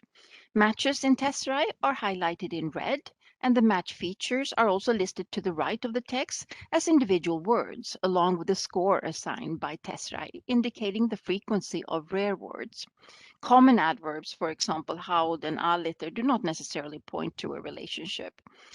Here I am comparing Lucretius' De Rerum Natura and Virgil's Georgics with similar words and phrases highlighted. You can click on the downward arrow in score to reverse the order of the frequency of rare words and move backward and forward by clicking on the arrows below the matchings. And two Greek texts, Sophocles' Electra as source and Euripides' Electra as target. Tesserae is especially useful for Latin author comparisons. For Greek, you're probably better served by the TLG, which we will look at shortly. Under the advanced options, you can search on the lemmata of words, and you can search the entire corpus or just the target or just the source text by tagging these options. The user can filter or limit the results, for instance, by specifying the number of stop words, such as conjunctions and prepositions and the like. For example, atque and ala may bring numerous hits which you may wish to eliminate before performing your search. There are several ways to fine-tune results and to customize the order in which they are displayed. In the advanced options, you can also limit by the score of lemmata, and you can drop scores below a certain number by clicking on stop list size, where you can move the cursor from between 0 to 200. There are several useful features to explore, and most are self-explanatory. The corpus of text in Tesserae is compiled from various open access databases, including the Latin Library, the Perseus Project, the Open Greek and Latin Project, and the Corpus Scriptorum Latinorum, none of which offer this intertextual word and phrase matching feature for intertextual research. So Tesserae is an invaluable resource for philologists, although with limitations, especially with regards to the Greek corpus. Thus, we now turn to the TLG. The Thesaurus Lingua Graecae, the TLG, is a concordance to ancient Greek literature. It was originally based on Estienne's work, Thesaurus Graecae Linguae. It contains virtually all extant Greek literary texts from Homer to around 800, as well as the text of many historiographical, lexicographical, and scholastic writers. The goal is to eventually include literary texts from antiquity to the present. From the text search option, you can choose simple one-word or proximity searches using Boolean operators, a combination of up to 3 words. You can search using Greek, Beta, or transliteration fonts from a drop-down menu. If you choose Greek, you can click on each letter in the keyboard icon. Note that you can ignore aspirations unless you wish to search on a specific inflected form or gain more precision in your word searches. And the iota subscript can be added by clicking on it following the letter. For example, clicking on the omega and then on the button iota subscript. However, instead of clicking on the individual Greek letters, you may want to go to Settings on your computer and choose Language, Keyboard, Greek, and Polytonic if you wish to facilitate the inputting of ancient Greek letters. Once you've added Polytonic, you can click on the Greek flag, usually in the upper right-hand corner on Mac computers, and capital Epsilon Lambda for Hellenica, usually in the lower right-hand corner on PCs, and start typing. Unless you have an actual Greek keyboard, though, you need to check the configuration chart or simply through trial and error find the corresponding letters. For example, you would have to use V for omega, H for eta, U for theta, Y for epsilon, etc. If you choose beta or transliteration, make sure to check the transliteration chart used in the TLG. Here you have to type W for omega and Q for theta, etc. If you wish to conduct a proximity search on 2-3 words, you can do so by clicking on Textual Search and Proximity. You can also choose the distance between the combined words in proximity searches from changing the default of 5 in the box to up to 50 words. I'm searching on Oranos and Thalas, but will type Orano and Thalas, which will give me the inflected endings as well. You can either decide to search the full author corpus, which is the default, or a single author by choosing author in the upper right-hand corner, for example, Euripides in this case. In the results, you can view the larger context of the passages by clicking on the small rectangle with the right pointing arrow, the browser window, to the right of the Euripides paragraph to read the entire text. And you can choose to click on Previous and Next above the text to move backward and forward in the text. And in the case of links to translations, such as those in Perseus, read the translation. You can also click on the exact citation of the edition you are consulting to learn both which edition is used for the selected text and to copy and paste the citation into your own bibliography. You can also click Browse in the top menu and search an author and work and read a text that way. Here I'm again doing a proximity text search, this time on Dacro and Galassa in Homer, the famous scene with Hector, his son and wife, where she is smiling through her tears. You can get to the text window by either choosing Browse from the top menu or simply by clicking on the small rectangle with an arrow next to the paragraph you wish to examine, or you could click on the magnifying glass next to the rectangle and get a snippet pop-up. So here I have clicked on the rectangle, and here I'm clicking on the snippet pop-up. Next, I'm conducting an advanced proximity search in the word index on an epithet used in Homer, Podas occus Achilleos, swift-footed Achilles, although I'm interested to see what other authors also use this epithet, so I'm choosing to search the full author corpus instead of just Homer. Note, you do not have to use diacritics, but you can if you desire more precision or if there are too many words forms to choose from. Wildcards can also be used by tagging this option, which offers you inflected, declined, conjugated, derived dialectical forms of the word searched. Here I'm choosing vocabulary tools and Plutarch as author and Solon as work. I can get a lemmata list with word counts as here, or word forms list, or a flashcards list as here. For morphological analysis, choose a lemma search. For word forms, choose a word index search from a list of words. In the corpus of Euripides, for example, if you search on ponos or the stem pon using the word index or ponos as a lemma, you will find that there are 18 instances of this word if you look in the word list to the left. And here you could deselect all other forms and search on this word and form. And you could choose to expand your search by clicking on the full author corpus, which will then give all the instances of that lemma in the corpus of Greek text authors in the TLG for comparison. When you perform a proximity search in the Euripides corpus of, for example, ponos and bios within a range of, let's say, 30 words, you will find instances of this word combination, quote unquote, in the Fragmenta and in the Hippolytus. If you choose text search, you will be taken to the text in which your search terms are found. Here I'm searching on 3 words, melain and astr and troph, in text search to capture inflected and dialectical forms. You can choose to specify the order of the words, so near, before, or after in the drop-down menu under the second word search box. I have not specified Euripides, but of course I'm referring to a famous metaphor from the Electra, onyx melaina chryseon astron trophe. Next, I'm interested in intertextual relationships, so I'm performing an intertextual phrase matching search by clicking on n-grams in the top menu, comparing Homer as source and Herodotus as target. I did not specify the Iliad or the Odyssey, but you can do that. All works is the default. As you see, there are a number of words and phrases in common.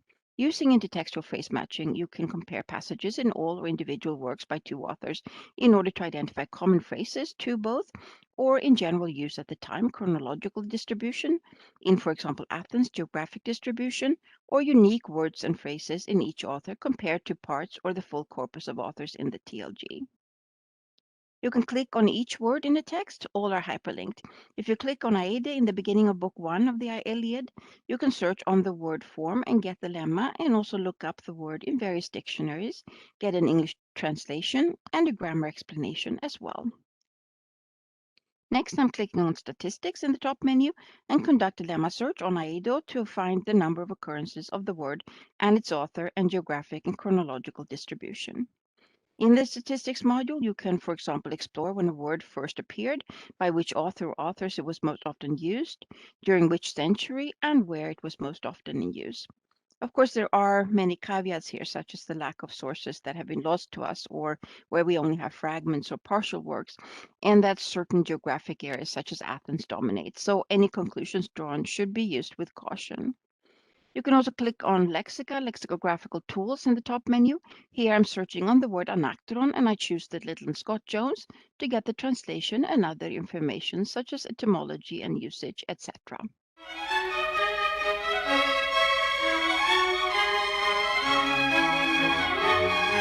The final resource before the manuscripts is the online Loeb Classical Library. We start with a search on Tacitus. A list of his works appears, and we can open the results within each title to go directly to various chapters or sections. Here I'm searching on the word omen in Latin and English translation in Tacitus Histories and find passages with this word. So I open one of them to examine the larger context with my search word highlighted throughout. Next, I'm doing search on Aristotle. I choose one of the texts, in this case is Generation of Animals, and I am searching for passages about hippoi, which I've typed in the search box in the lower left. There is a Greek keyboard icon there, which you can use to click on the Greek letters if you don't have Polytonic Greek installed on your computer. And here are passages talking about horses in Aristotle's Generation of Animals. And I open the one I'm interested in to read the full text. My last search is using the advanced search module, where I choose to search the main text for the phrase hominum divomque within quotation marks to indicate that it is a phrase and not a single word or separate words. In the next search box, I choose an author and write Lucretius.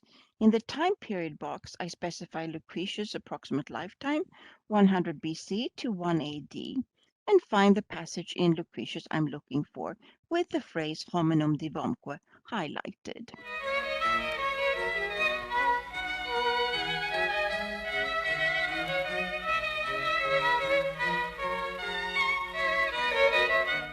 The following would briefly present some of the important manuscript facsimiles located in the John Miller Burnam Paleography Library, the scriptorium.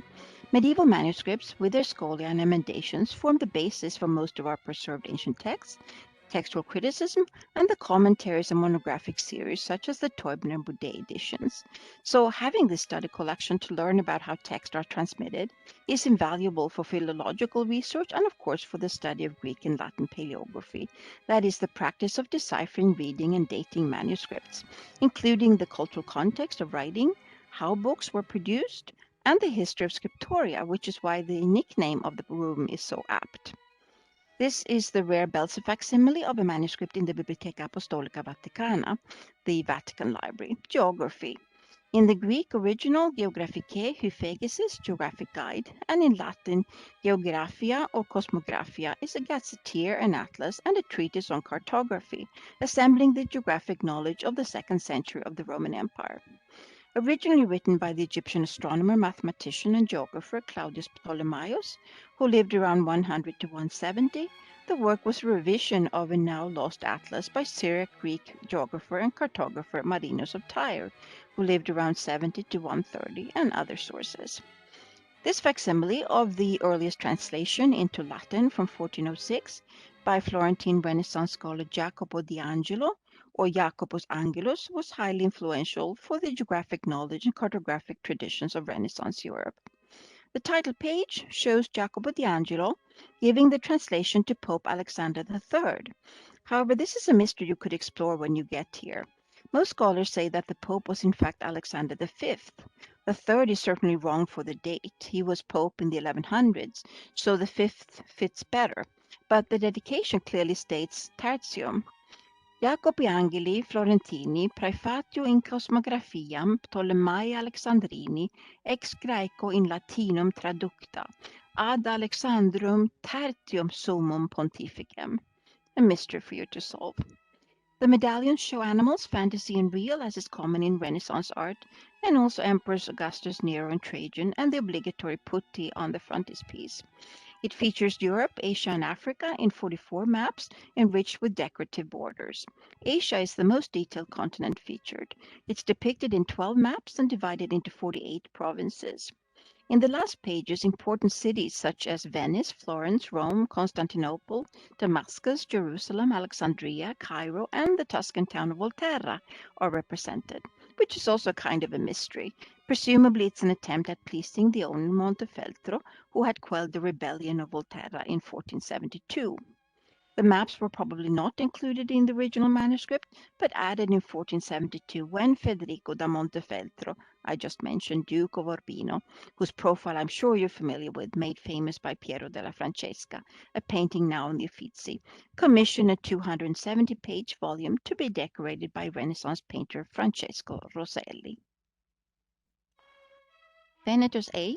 Codex Marcianus Graecus 454, now 822, in the Bibliotheca Marciana, Venice, from the 10th century. The most famous manuscript of the Homeric Iliad, along with parts of Proclus Crestomathia and summaries of all of the epic cycle except for the Kypria. It features several layers of annotations, glosses, and commentaries, known as the Aescholia, which is the most important source for those lost poems, most likely reproducing at least in part scholia such as those of the Aristarchus edition of the Iliad. It has illuminations from the 12th century, depicting mythological scenes from the judgment of Paris seen here to the fighting of the Trojan War. Venetus A came into the possession of Cardinal Bessarion, the Greek immigrant and scholar, who gave it along with other books from his library to the Republic of Venice in 1468, a library which formed the core of Bibliotheca Marciana. This is a facsimile of the Laurentian manuscript of Sophocles, Bibliotheca Medicea Laurentiana, Florence, Codex Laurentianus 32.9. The oldest of the codices, dated to around 800 of the Sophoclean opera. The plays of Sophocles have otherwise come to us primarily from Byzantine sources, ranging in date from the 10th to the 15th centuries, so a gap of almost 1,000 to 1,500 years between the original texts and the Byzantine manuscripts. The earliest printed copy is from the Venetian printing house of Aldus Manutius. The Editio Princeps was published in 1502. During the 19th century, a papyrus from the 2nd century, known as Papyrus 2068, was unearthed at Oxyrhynchus, which preserves a substantial yet fragmented portion of Sophocles' otherwise lost play Ich Näft Die. This facsimile of Vergilius Romanus, the original is in the Bibliotheca Apostolica Vaticana, is a 5th century illustrated manuscript of the works of Virgil. It contains the Aeneid, the Georgics, and some of the Eclogues. It is considered one of the oldest and most important Virgilian manuscripts. It is possible that it was produced in Britain. If this is true, it would make it the oldest surviving British codex. In the 13th century, it was in possession of the monastery of Saint-Denis, outside of Paris. Not long after 1441, it came to Rome and was presented to Pope Sixtus IV. It was mentioned in the Vatican inventory in 1475. 19 of an original 42 miniatures have survived mostly full page. The codex was written on parchment in gold and red ink. We also have a facsimile of another important Virgilian manuscript, the Vergilius Vaticanus, with, for example, a depiction of Dido, which is a late antique manuscript containing fragments of Virgil's Aeneid and the Georgics. It was made in Rome around 400 and is one of the oldest surviving sources for the Aeneid. There are 76 surviving leaves in the manuscript with 50 illustrations added by 3 different painters. Of the several editions of Virgil, the Vergilius Vaticanus is the first edition in codex form. The first record of this manuscript is at the monastery of Saint-Martin in Tours during the 2nd quarter of the 9th century, whereupon it was dismembered and disappeared. In 1448, the Italian humanist Giovanni Pontano studied and collected the manuscript. At that time, the manuscript had lost around 164 folios. In around 1514, the manuscript, after it disappeared and suffered more mutilation, was transferred to the library of humanist Pietro Bembo in Rome. Several of the surviving illustrations were copied by Raphael and his circle. When Pope Leo X died in 1521, Bembo retired to Padua and brought the manuscript with him. Next, Pietro Bembo gave the manuscript to his son. Finally, in 1579, the manuscript returned to Rome. Fulvio Orsini bought the manuscript and eventually bequeathed his library to the Vatican Library in 1600. It is sad and illuminating to think of all the twists and turns manuscripts take, and most during their travels and change of hands have unfortunately been lost. Of course, the reasons for so much loss are not only travels and change of hands, but also accidental or even deliberate destruction. No greater loss than the either accidental or deliberate multiple burnings of the Library of Alexandria, of course. In the New Testament, Acts 19:19, the newly converted Christians of Ephesus, the center of the worship of Artemis Diana, gathered their books on the magical arts of the goddess and burned them. In more modern times, Napoleon raided manuscripts from the libraries of conquered territories. Writer John Ruskin in Victorian England felt justified in cutting up manuscripts for the sake of their illuminations, which he then pasted into his scrapbooks, often destroying any hope of tracing their provenance. World War II was also destructive for books in European libraries and private Jewish collections. UC and its classics department and library participated in the so-called Farmington Plan to rescue books in various countries following the war. UC took on Greece, hence our strong historic collection of modern Greek publications. As recently as in 2006, E. Forbes Smiley III, a rare book dealer armed with an X-Acto knife, entered the Beinecke and other libraries to cut out maps in early printed books in this case, but equally egregious, some of which have been retrieved, others possibly lost forever. This is a facsimile of the Vienna Dioscurides, which is an early 6th century Byzantine Greek illuminated manuscript of the Materia Medica, Peri Chiles Iatrikes in the original Greek, by Dioscurides in uncial script. It is an important and rare example of a late antique scientific text. The 491 vellum folios contain more than 400 drawings of animals and plants. In addition to the text by Dioscurides, the manuscript has appended to it the Carmen de Harbis attributed to Rufus, a paraphrase of an ornithological treatise by a certain Dionysius, usually identified with Dionysius of Philadelphia, and a paraphrase of Nicander's treatise on the treatment of snake bites. The manuscript was created in about 515 in Constantinople for Anicia Juliana, the daughter of Anicius Olybrius, who was one of the last of the Western Roman emperors. It was later used as a textbook in the Imperial Hospital of Constantinople. After residing in Constantinople for just over 1,000 years, the text came to the Holy Roman Emperor in Vienna in the 1500s. The manuscript was restored and a table of contents and extensive scholia added in Byzantine Greek minuscule by notary Ioannis Chortasmenos in 1406. After the fall of Constantinople in 1453, a subsequent owner handwrote each plant's name in Arabic and Hebrew. The manuscript, still in Istanbul a century after the fall of the city, was purchased from Moses Hamon, the Arabic-speaking Jewish physician to Sultan Suleiman the Magnificent, by a Flemish diplomat who was employed by the Emperor Ferdinand I of the Austrian Habsburgs. The manuscript is now held in the Austrian National Library in Vienna. The manuscript has 383 extant full-page detailed illustrations of plants. In addition to the illustrations of the text, the manuscript contains several frontispieces in the form of a series of full-page miniatures. Of special note is the dedication miniature portrait of Anicia Juliana on folio 6 verso. The manuscript was presented to Anicia out of gratitude for her funding the construction of a church in the suburbs of Constantinople. This portrait is the oldest extant dedication portrait. She is seated on a throne, distributing alms, and she is flanked by personifications of various qualities and by putti. This miniature depicts 7 physicians, among whom are Galen, Cratevas, Dioscurides, Apollonius Mys, Nicander, Andreas, and Rufus of Ephesus. This is the earliest known manuscript to use a solid gold background. The manuscript is also the oldest surviving illustrated treatise on birds. Dioscurides' treatises were used by physicians for more than 1,400 years. This is a rare facsimile of the works of Roman poet Horace from the late 10th and early 11th centuries. Once the property of Italian poet and scholar Petrarca, with marginal annotations, and now in the Biblioteca Maricea Laurentiana in Florence. Petrarch was an admirer of Horace and wrote verse letters in Latin modeled on the epistles, and he wrote a letter to Horace in the form of an ode. He also borrowed from Horace when composing his Italian sonnets. This is the Carmen Saeculare, commissioned by Emperor Augustus on the occasion of the Ludi Saeculares.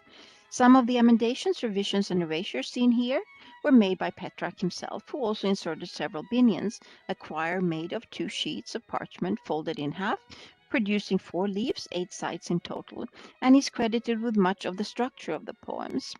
Sadly, years ago, there was a theft in the Vatican Library of 2 illustrated leaves of a codex commissioned and annotated by Petrarch. The text of Lucretius rests upon 2 Leiden manuscripts, traditionally known from their formats as the Oblongus O and the Quadratus Q. The older and better is this O Oblongus. It was written not long after 800 in the Palace School of Charlemagne. A contemporary corrector using the insular script amended the text and in places filled lacunae left by the original scribe. This hand has been recognized as that of Dungal, who became, after the death of Alcuin, the foremost Carolinian authority on astronomy. Q was written in the 9th century in northeast France. The Classics Library owns also a facsimile of Q.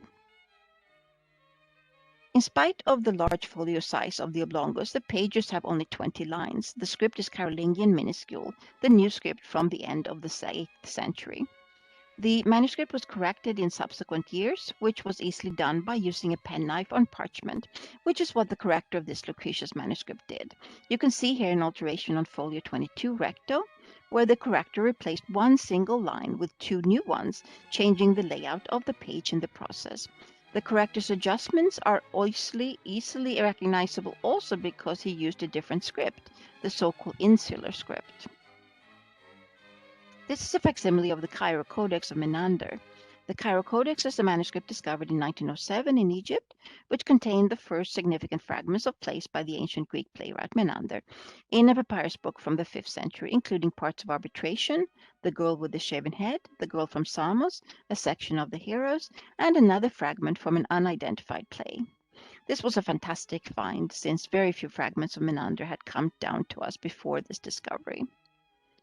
The history of writing and writing materials is long and interesting. Materials used include, for example, clay, pottery sherds, linen cloth, bark, hence the word book, palm leaves, wood, metal, stone, animal skins, paper, and wax. Wax tablets were used widely in the ancient world. It was inexpensive, could easily be corrected, and it was impervious to water. They were particularly popular with students practicing writing and taking notes. As with Menander, some texts have come to us not via medieval manuscripts, but as papyrus or papyrus fragments, not the least important finds at Oxyrhynchus, such as the play by Sophocles I just mentioned, or at Herculaneum works by Epicurean philosopher Philodemus. Pliny the Elder, in his Natural History, describes papyrus production. He writes that papyrus of all kinds are woven on a board moistened with water from the Nile, muddy liquid supplying the effect of glue. First, an upright layer is smeared onto a board using the full length of papyrus available after the trimmings have been cut off at both ends, and afterwards cross strips complete the lattice work. The next step is to press the sheets and dry them in the sun and join them together. The term recto, which paleographers, codicologists, librarians, and booksellers often use, probably comes from writing on the inside of a papyrus scroll, that is, rectum, the right, correct, proper side, the only one suitable for writing, generally with the fibers running horizontally. And the term verso describes the outside of the scroll with the fibers running vertically, the reverse side of the leaf not suitable for writing. This is a facsimile of a papyrus fragment in the British Museum, dated to the 2nd century. This papyrus was discovered in 1896 and brought from Egypt to the British Museum the same year and published as a facsimile the year after. It contains Bakilides' Epinetian odes and dithyrambs. Various hands intervened in the text with corrections and emendations. The intervention of one of the scribes is considerable. He added most of the titles, supplied verses previously omitted, but was also responsible for false corrections. Hence the many subsequent editions of various texts to try to figure out what is original and what isn't, what the original text said and what it didn't. Finally, the Joshua roll from the first half of the 900s.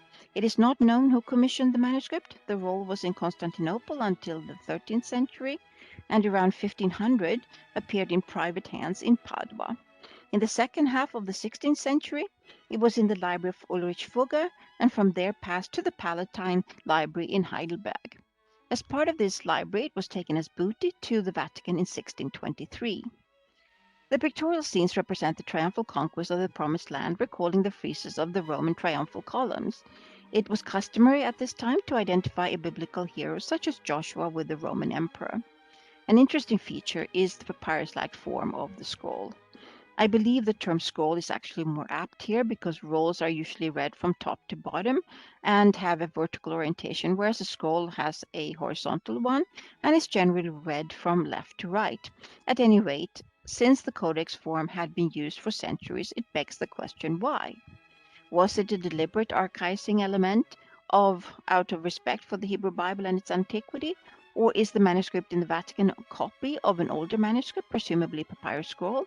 Or is it sufficient to conclude that the form intended to imitate, for example, the column of Trajan or that of Marcus Aurelius, hence the roll or scroll form? Another interesting question to explore. Next follows the last session in this introductory class. Shannon Stewart, who supervises circulation, the stacks, and the student workers, but who also has a doctorate in archaeology from UC, will show you some of the library's resources in art and archaeology.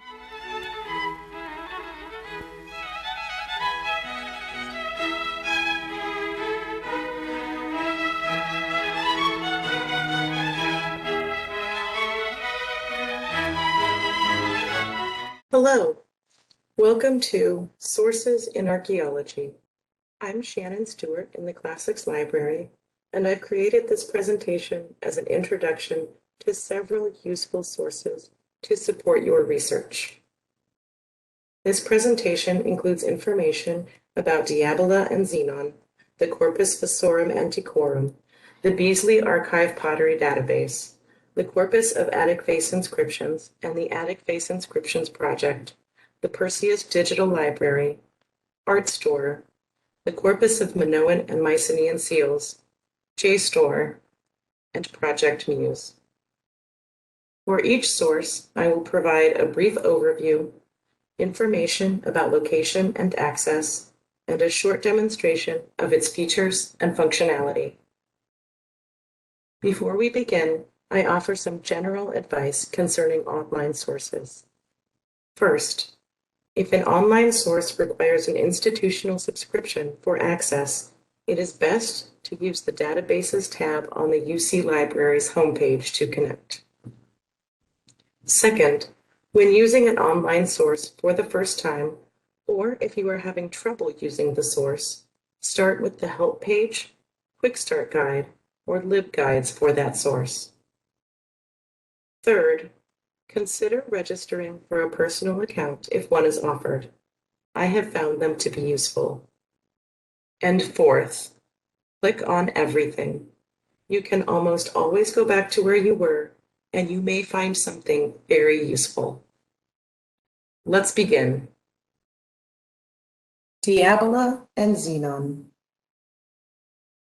Diabola is an online bibliographic database with subjects and keywords arranged in a hierarchical tree structure.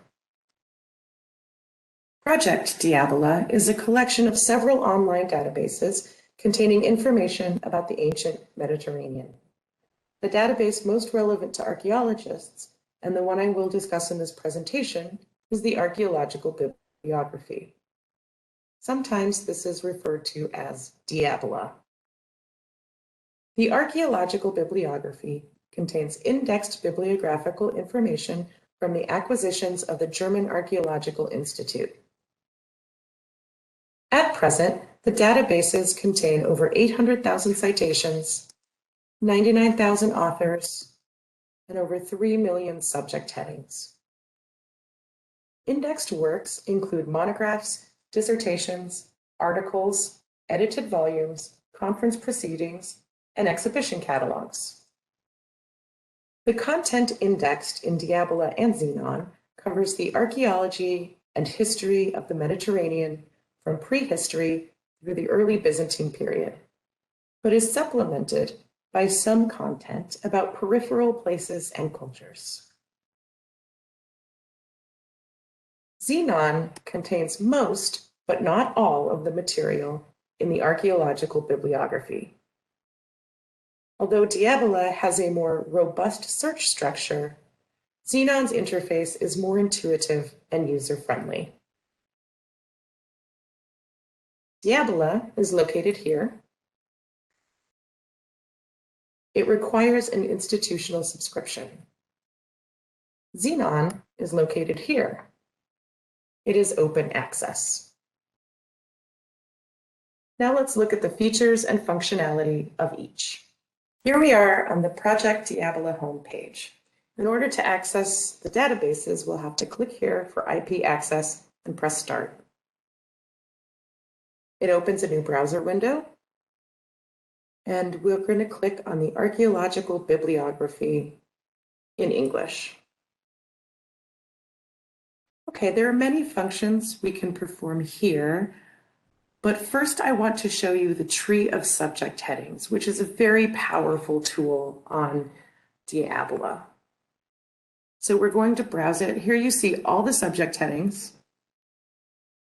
They all expand to subheadings and more subheadings and more subheadings.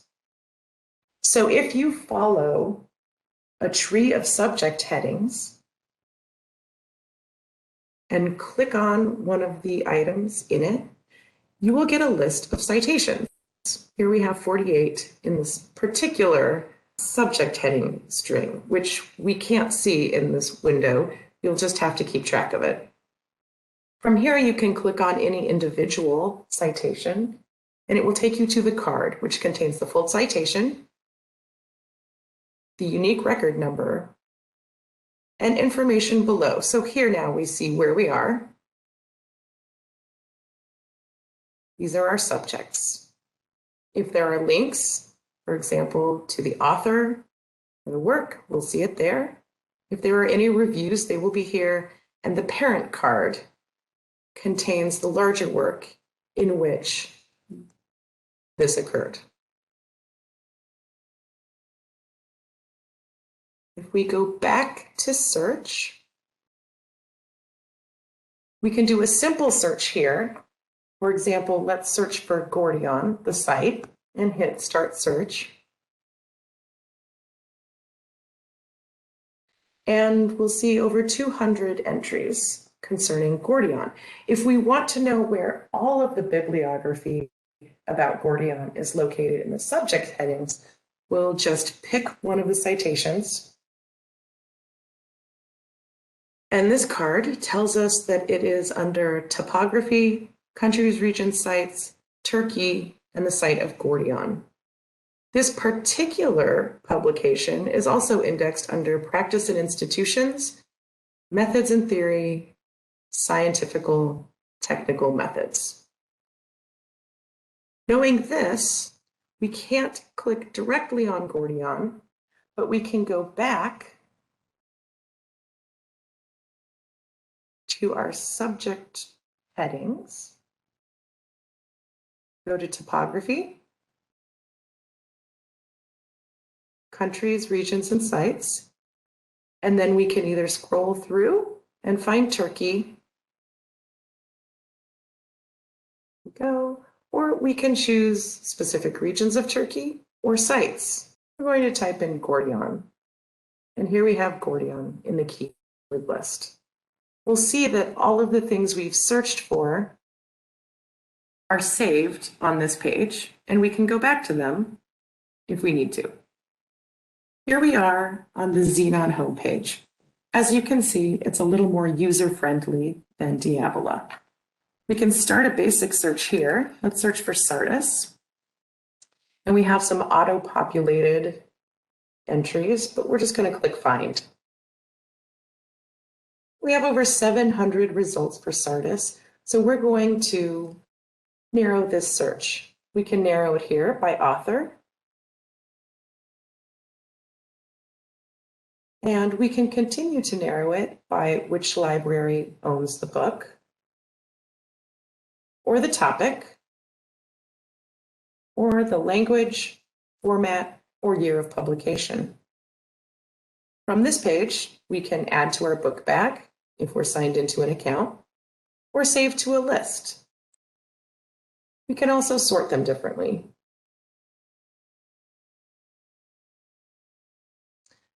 We can click on an individual entry, and we can cite it, email it, export the record, and again save to a list or a book bag. We can browse across the top here to the next result. We see here, as we did before, subject headings, but now they are linked. Also linked is the work in which this is contained. We have holdings, description, comments, staff view, and access.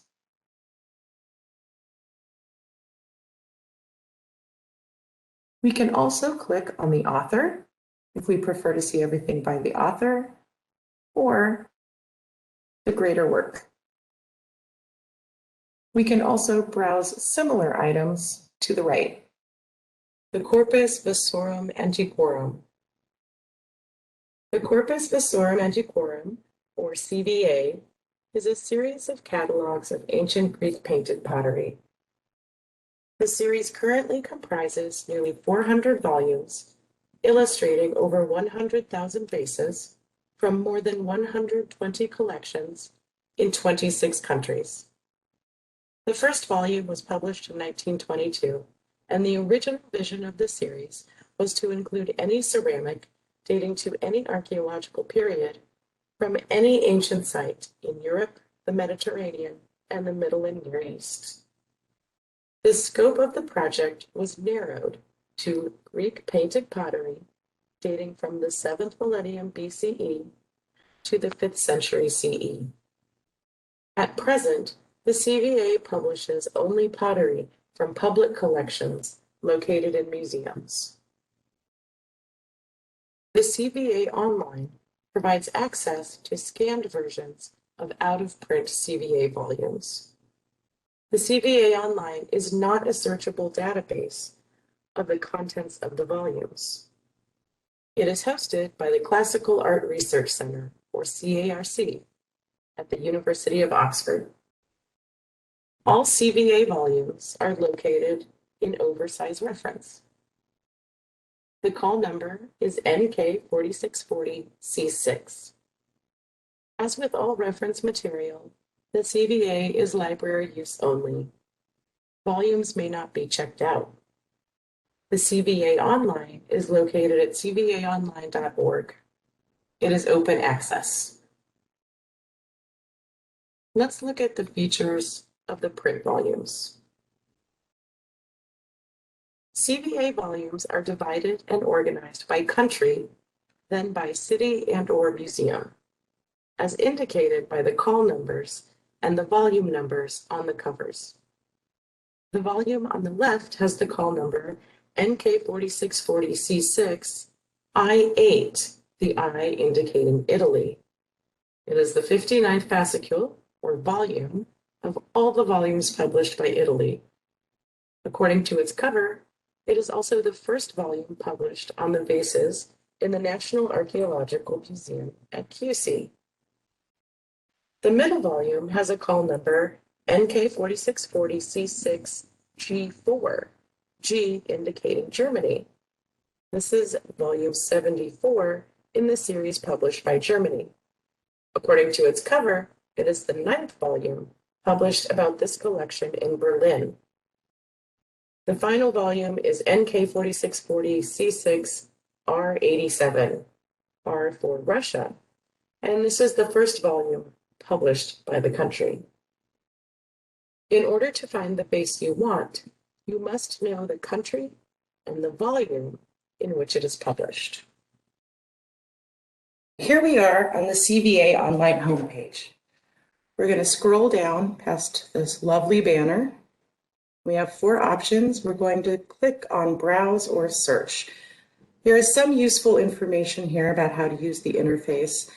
The important thing to remember is that the CVA Online is not an indexed database of all of the vases in the volumes. Instead, we can browse page by page or plate by plate, and we'll need to know the volume that we want. We can pick from an alphabetical list of countries or an alphabetical list of museums. We're going to click on museums, and we see it's actually arranged by city. So we can click on a letter up here and scroll down. And we want Munich 5, which is Germany, volume 20. We can browse the text, either skip to a page or read through one page at a time. And we can do the same with the plates.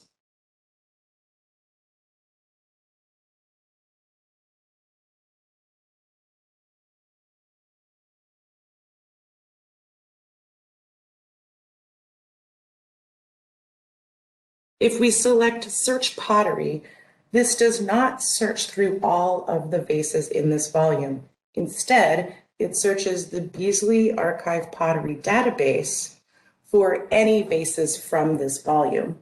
So we can search the pottery, and we see it's restricted here to the publication that we're browsing. If we want to see all of the vases from this volume that are also in the Beasley Archive Pottery database, we can click Browse. You can see there are 53 catalog entries in the Beasley Archive Pottery database, all referring to this specific volume of the CVA. We can browse through them here.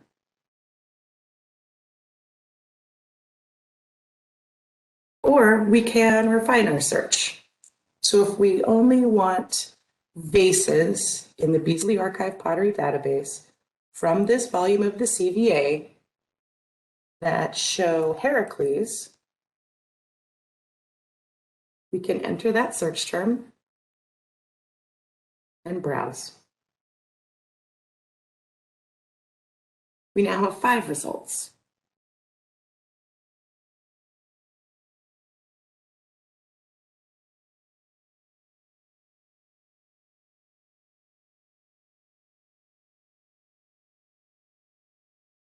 Our search results will show us the catalog entry in the BAPD, which we will discuss next. The Beasley Archive Pottery Database. The CARC is also home to the Beasley Archive, the personal research archive of Sir John Beasley and the largest collection of material on attic painted pottery. The archive contains Beasley's black and white photos, negatives, color prints, tracings, notes, gem impressions, and books and catalogs.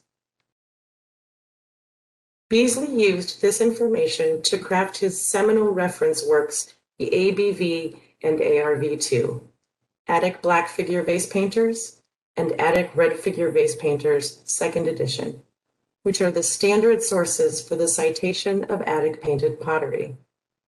The ABV and ARV2 are often referred to as Beasley's lists, as they are essentially lists of vases and fragments attributed to specific painters and sometimes potters, who are then grouped into workshops. The Beasley Archive Pottery Database, or BAPD, is a digital version of the ABV and ARV2 lists, indexed and searchable, and united with the photos, drawings, notes, and other data upon which Beasley based his attributions. The BAPD catalog entries include links to the same item in the CVA Online, the Attic Vase Inscriptions Project, Pleiades, an online gazetteer and graph of ancient places, and LINC, an encyclopedia of ancient representations of myth. The ABV and ARV2 are located in reference. The call numbers are NK4648B419 and NK4649B44. As with all reference material, the ABV and ARV2 are library use only. They may not be checked out. The Beasley Archive Pottery Database is located here. It is open access, but registering for a personal account will allow you to save images to a photo album. Now let's look at some of the features and functionality. Here we are on the CARC homepage. We're going to click on Pottery, and that will take us to the Beasley Archive Pottery Database. There's good information on this page. I recommend you read through it.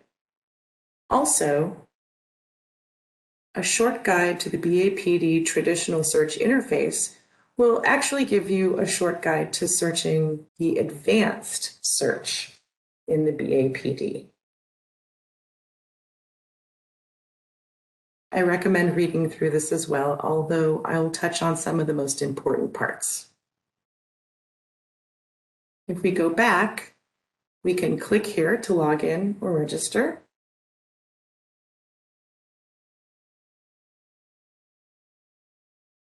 But let's look at the basic search first. The basic search has a few fields, and within these fields, the search terms are restricted. So under shape, we pick from a list. If we want to find a painter or potter, we can go here, click on E, and we want Ezekias. There are 138 results. We can either show these or reduce our results further. Let's reduce it by shape to neck amphora. Here. Then we review the results. We can click on any of these to show the catalog entry in the BAPD.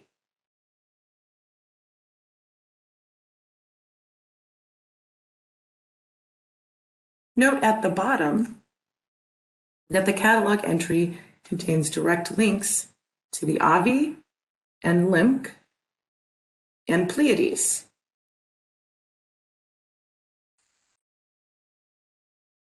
We can go back to results and refine our searches further, or we can start a new search. Now let's go to an advanced search. We see we can type in general search terms here, and here are some examples. Here we can use our Boolean operators. And here we have our fields with restricted search terms.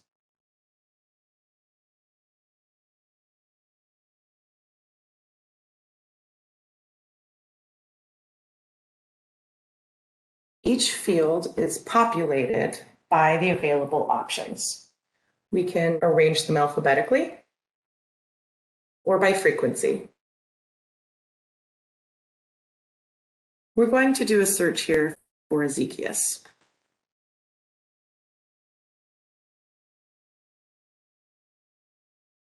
Ezekias has been added to our search string at the top, restricted to artist name. We'll continue to build our search string at the top by clicking on More Criteria.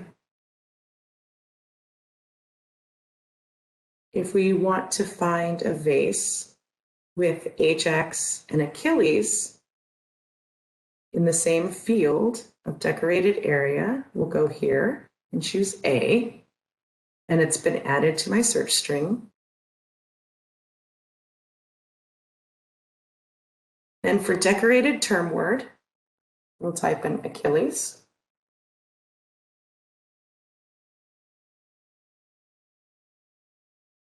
And Ajax.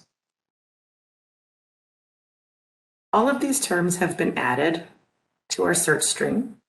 We can remove any of them, but we're happy with what we have now, so let's just show the results. We have a list of 5 results, and let's view them with images.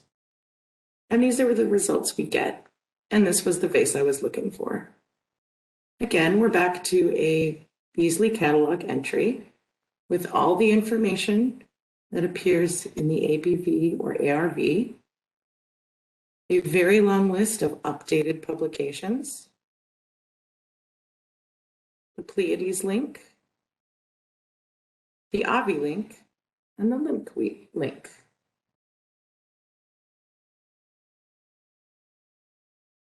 If we want to go back to our search, we close. Say we wanted images of Ajax and Achilles, not by Ezekias. We can remove Ezekias, click our Boolean operator, and not, and then go back to artist name and type Ezekias again. This should give us images of Ajax and Achilles together on the same side, A, not by Ezekias. So now we can find images of Ajax and Achilles gaming that are not by Ezekias.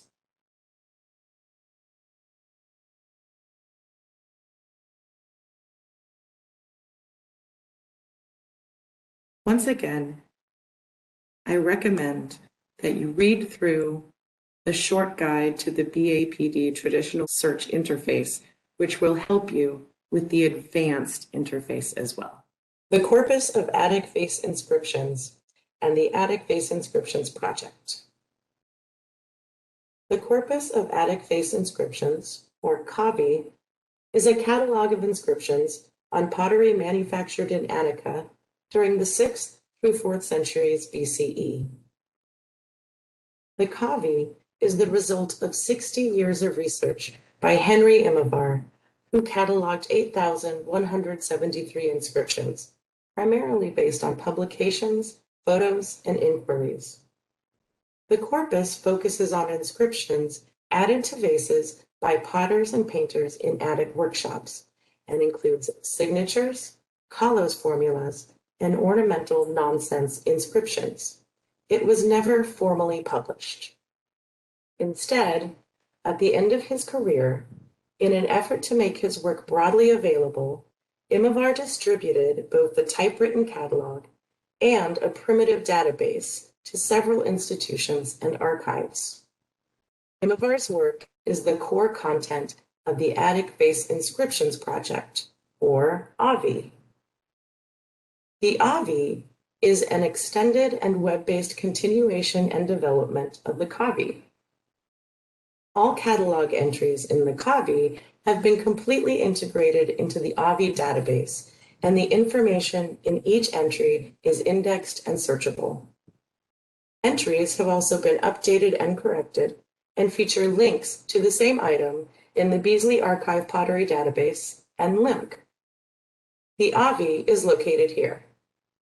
It is completely open access.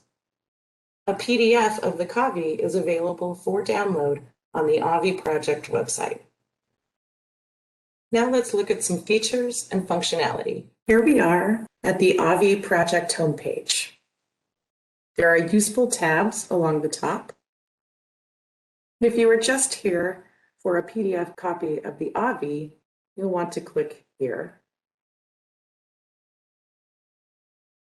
You can download it, save it, or search it from this page. If you want to search the database, click here. You'll see several search criteria. Some are free search. You can type anything into them, but some are restricted. For example, painter, we want Euthymides, and it auto-completes for us when we start typing. We can search now to see all of the vases painted by Euthymides that contain inscriptions.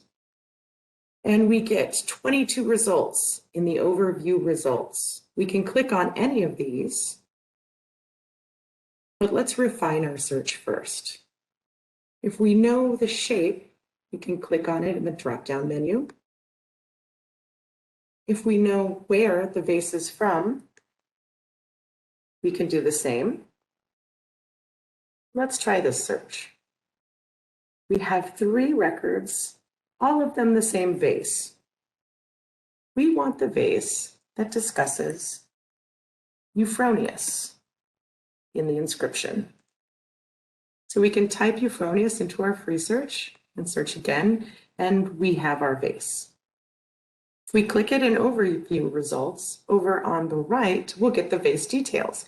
And this is set up exactly the same format as the CAVI. The identifying information, decoration, inscriptions, commentary, footnotes, and bibliography. In the bibliography, if this same vase appears in the Beasley Archive Pottery Database, there will be a direct link. There's also a direct link to LIMC. Let's click on the BAPD link, and it takes us to the entry in the BAPD. It has an extensive publication list, and we see here it links back to the page we were just on. The Perseus Digital Library. The Perseus Digital Library is an open access collection of texts, images, reference works, and other resources. The current version is called Perseus 4.0, the Perseus Hopper. Perseus was developed by the Department of Classical Studies at Tufts University to assemble and integrate digital information about the history, literature, and material culture of the Greco-Roman world. and to make this information widely available and easily accessible. The project has expanded its original focus to include collections of Arabic material, Renaissance sources, issues of the Richmond Daily Dispatch covering the American Civil War, and more. Most texts are available in their original languages and English translations. Perseus is available here. It is completely open access. Here we are on the Perseus homepage. Before we begin, let me show you, under the Help tab, the Quick Start Guide. There's a lot of useful information on this page, and it is thoroughly illustrated.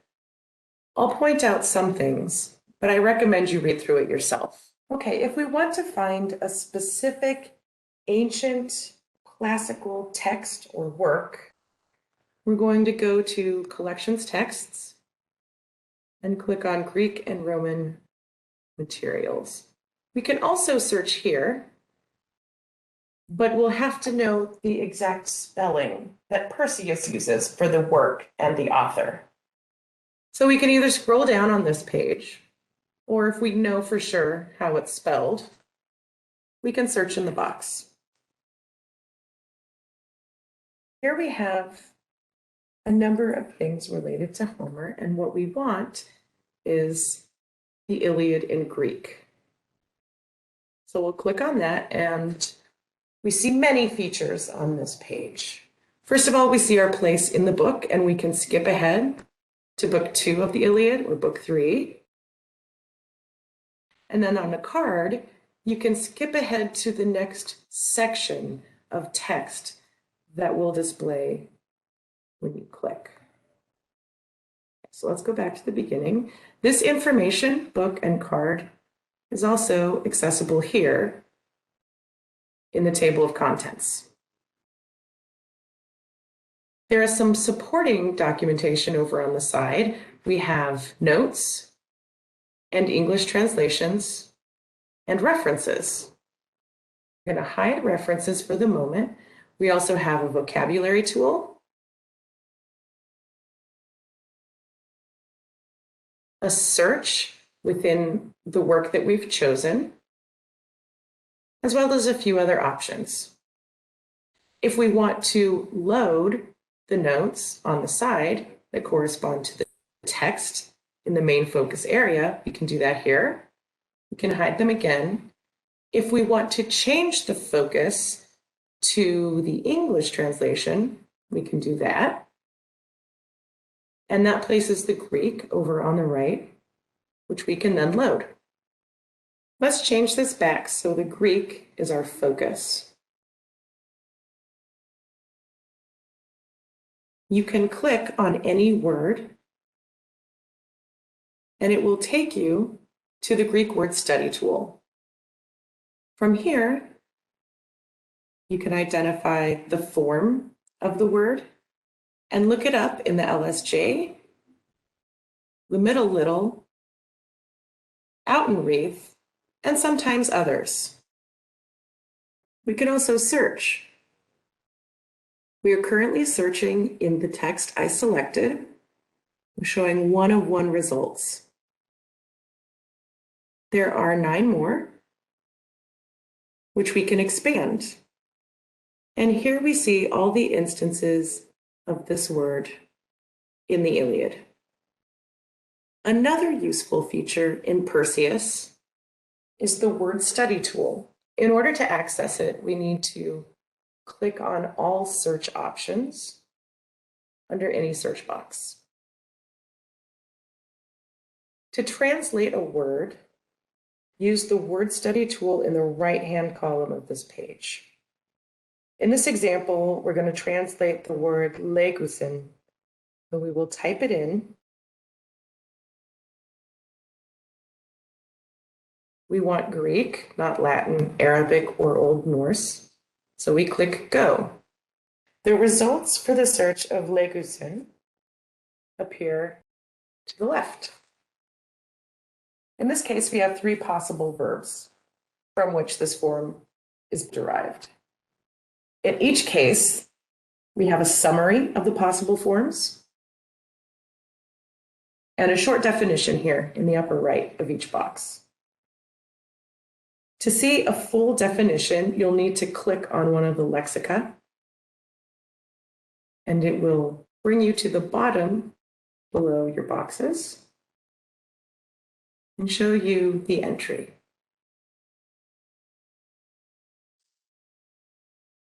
The Art Store Digital Library. Art Store is an online collection of curated images for academic use. Art Store brings together 3 million images from nearly 300 collections with specialized tools designed to support research and teaching. The material is wide-ranging in scope, comprising images in the arts, humanities, and social sciences from across many time periods, locations, and cultures.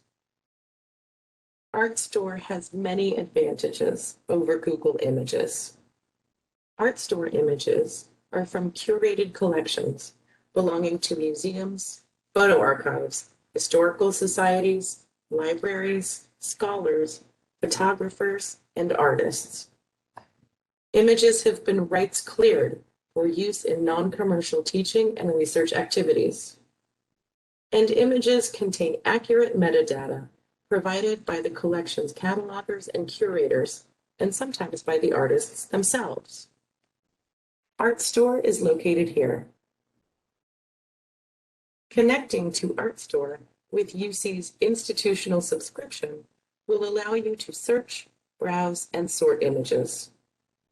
Registering for a personal account will allow you to search, browse, and sort, save, download, and print, and use the image management tools.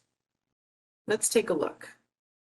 Here we are on the Art Store Digital Library homepage.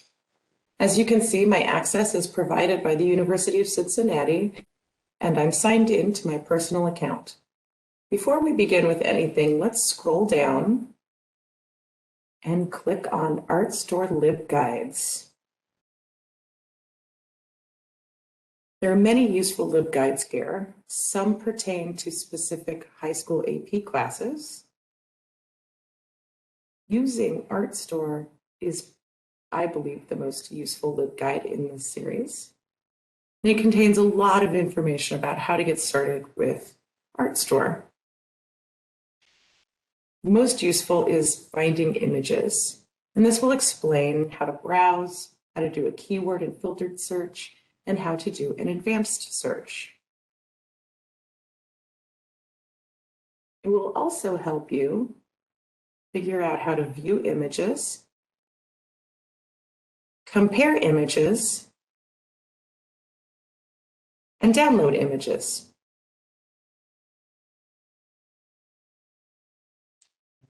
Let's go back, and we're just going to do a simple search in Art Store. Let's do the Siphnian Treasury. Okay, we have 113 results, which is not too many. But if we want something more specific, we can narrow it down. We can choose on the left the criteria we want to restrict it to. So we have two options here. We can restrict it to sculpture and installation. Let's do that. And now that's filtered it down to 45 results. If we want to search within the results, you can clear this and type in lion, for instance. So we have 9 results showing us the lion biting on a giant on the Siphnian Treasury. We could also perform an advanced search where we can further specify our search requirements. We can also remove or add additional queries. We can limit the date. We can limit the classification, the collection type, and the geography of it.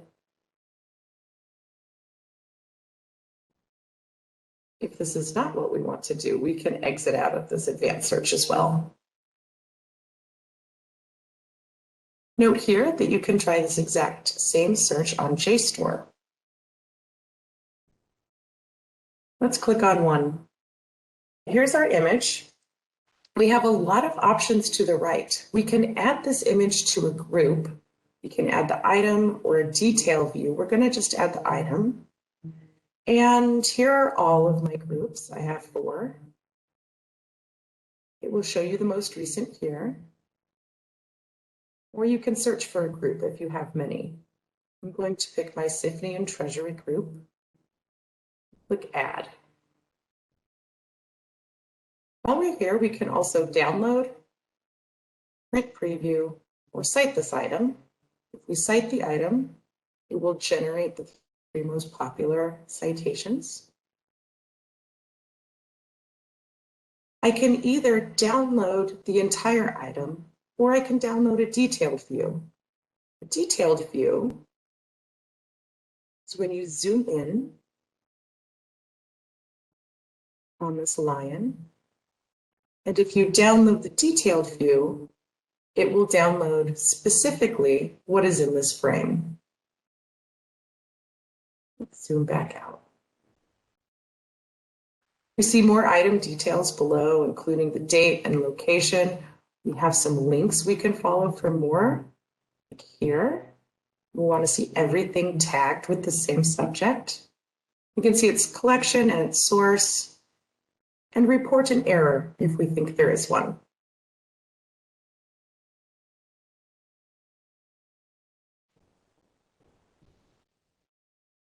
In order to access the images we've saved in our groups, we'll go to Browse Groups. Here we see all of my groups, including how many items are in each group, and I've added tags, which also show up here in my tags list. Let's click on this group. If you want to compare images, you can compare images within a search, within a group, or within a collection. Since we're at a group, let's compare images in a group. We'll need to click on one and then click full screen. In the upper corner, you can see Compare. This will allow us to compare it to up to 10 images in the same group or collection or search results. So you can see them side by side. We can leave Compare and open Quiz Mode here in the lower right. If we activate Quiz Mode,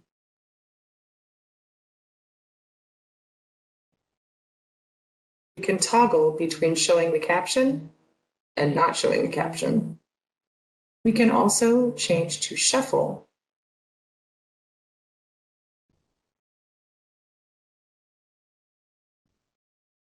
And again, turn off the captions. If we go back to our group, we see that we can export these images to a zip file or directly into a PowerPoint. It exports as one image per slide with the metadata in the speaker notes. Corpus der Minoischen und Mechanischen Siege, or the Corpus of Minoan and Mycenaean Seals, or the CMS, is a series of 13 volumes cataloging Minoan and Mycenaean seals. The series was initiated in 1958 with the aim of publishing every preserved seal and clay cast from the Aegean Bronze Age. The most recent volume was published in 2018. Volume 14, currently in progress, will contain the index, typology, and thematic summaries. The CMS Online contains all the information in the printed corpus, indexed and searchable, with updates and corrections. The CMS Online is a component of ARCHAEOLOGY, the object database of the German Archaeological Institute and the Archaeological Institute of the University of Cologne, so seals are linked to related content in other collections. All print volumes of the CMS are located in reference. The call number is CD 5210 C6. As with all reference material, the CMS is library use only. Volumes may not be checked out. CMS Online is located here. It is open access. Let's take a look. Here we are on the landing page for the corpus of Minoan and Mycenaean seals. Note that it's part of Arachne.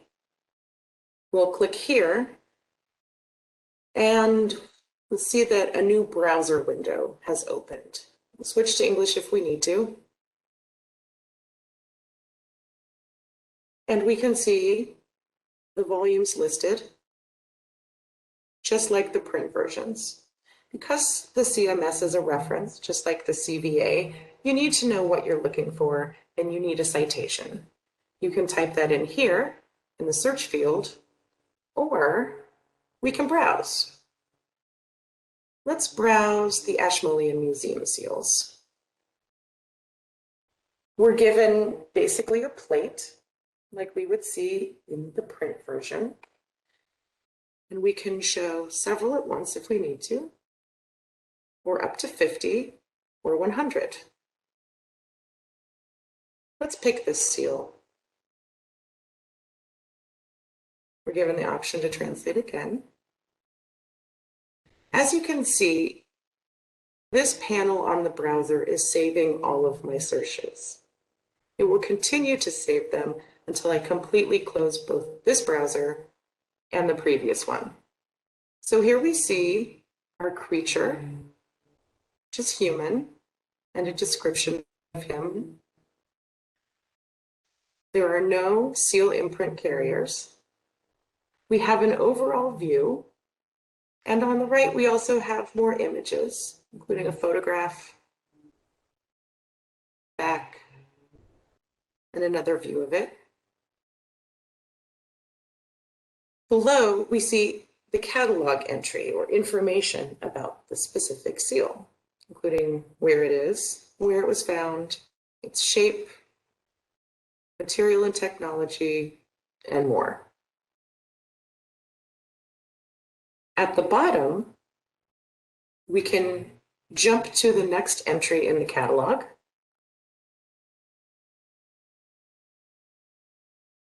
Or skip ahead to the last one. This bird. If we want to show related records, we can click here.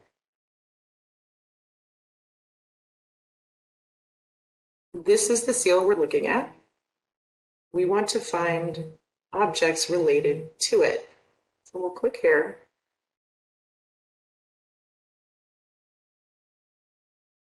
And we're given more information.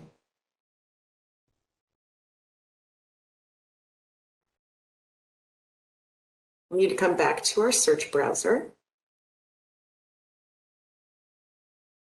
And to start a new search, you'll want to click here. JSTOR.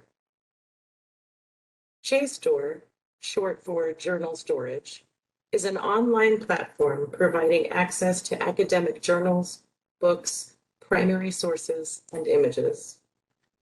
The content in JSTOR covers a broad range of subject areas in the humanities and sciences.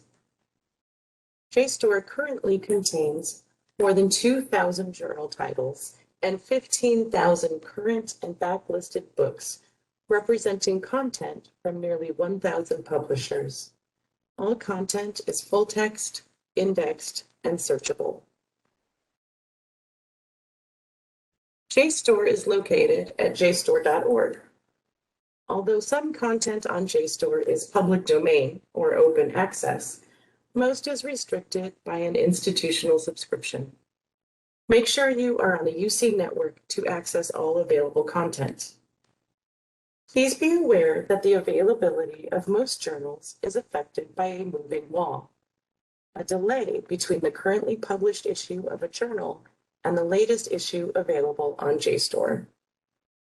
Registering for a personal account on JSTOR will allow you to access more features. And because both JSTOR and ArtStore are part of the nonprofit organization Ithaca Harbors, You can use the same account for both platforms. Let's look at JSTOR. Here we are on the JSTOR homepage. As you can see, my access is provided by UC, and I'm signed into my personal account. Before we begin using JSTOR, let's scroll to the bottom. I'm going to point out 3 features down here. The first, Research Basics.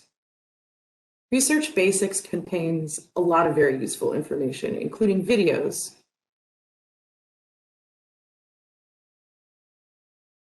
If we go back to the bottom of the page, we can also click on LibGuides.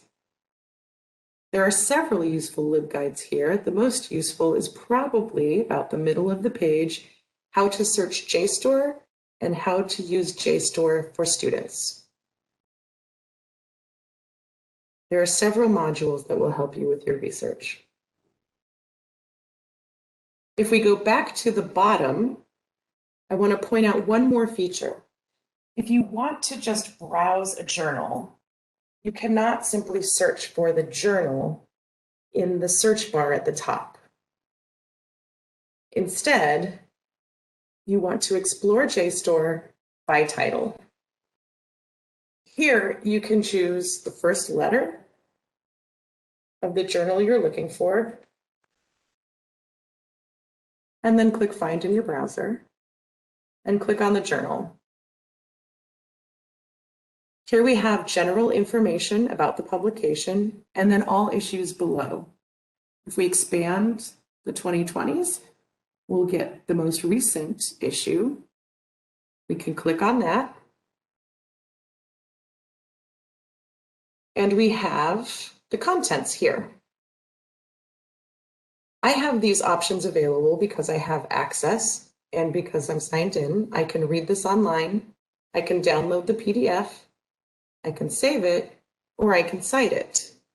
I can also click directly on the title.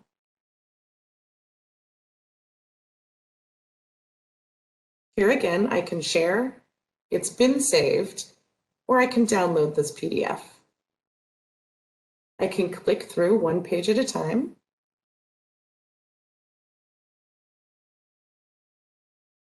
I can also generate citations for the item,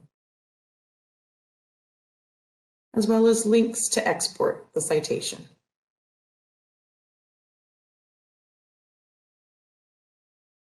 There's also an abstract and keywords. I can jump to the next item in the journal, and it has the same features. This one I have not saved yet, so let's save this and I'll show you how that works. We're saving it to either our general workspace, one of the folders we've already created, or we can create a new folder.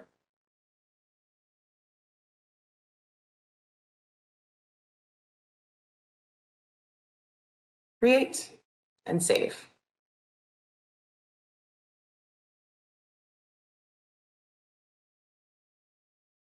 If we search JSTOR, it is best to keep in mind that JSTOR contains an enormous amount of information. And the best advice I can give you is to narrow your search as much as possible. You can type in a keyword and search it specifically in the title. You can type in a second keyword. You can add search boxes. Here I'm going to add Hellenistic. And I'm going to search in all fields for Hellenistic. For the third keyword, I can use a Boolean operator. I can add Young as the author. I can continue adding search boxes, and I can select an access type, either all content or the content I can access. We can submit our advanced search now, or we can narrow the item type to books, articles. Let's pick articles, languages any. We can select a publication date. We can select the journal or book title and the ISBN. There's also a journal filter if you want to narrow your search by discipline. I'll narrow mine to archaeology. We can submit this search, and we have 11 results, all of them with Gordion in the title, as I requested, all of them written by Rodney Young, and all of them containing the word Hellenistic. From here, we can export selected citations. We can download individual PDFs. We can save them. I'll save this to Hellenistic Gordion. To access your personal account, just click on your name.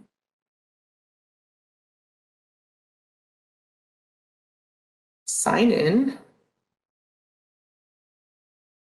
And here's our workspace. This contains all the folders I've made and the items I've added to them. We can also create a subfolder or export. Project Muse. Project Muse is an online platform providing access to digital versions of academic journals and ebooks. The content covers a broad range of subject areas in the humanities and social sciences, and currently comprises more than 700 journals and nearly 70,000 ebooks from more than 250 academic presses and publishers. All content is peer-reviewed, full-text, indexed and searchable, DRM-free, and published on Muse simultaneously with the print versions. Furthermore, all content is stable. Once a book or journal is added to Muse, it remains on the platform permanently. Although most of the journal content is current, archival issues are added regularly. Project Muse is located here. Some content is open access, but most is available only through an institutional subscription. Make sure you are connected to the UC network to access available content and features.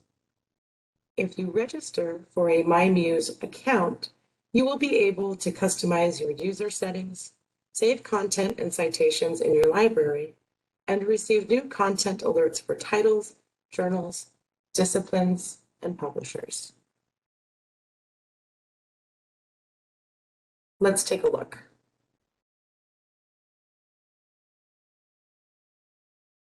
Here we are on the home page of Project Muse.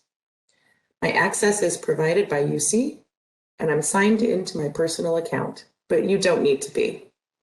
Before you begin, I recommend that you scroll to the bottom and click on Help. Here you will find user guides with quick links to very useful information, including how to cite content that you find on Project Muse. There are also useful videos and subject guides in the form of interactive PDFs.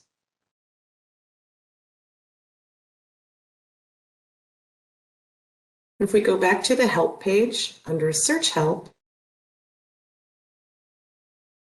we find a lot of frequently asked questions in the basic search with answers that expand, as well as topics for advanced searches.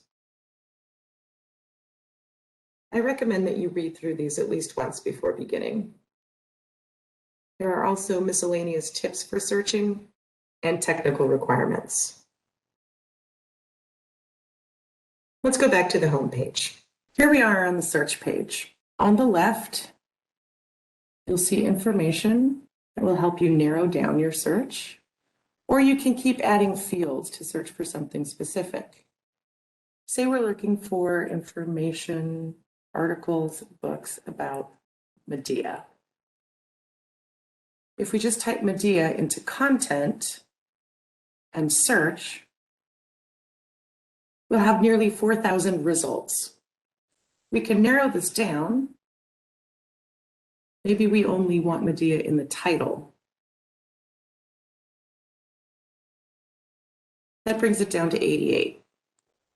Let's change it back to content, search again, and we're back to our 4,000 results. We can narrow these down to only content I have access to. We have 1,400. You can further narrow it down to information out of books or journals.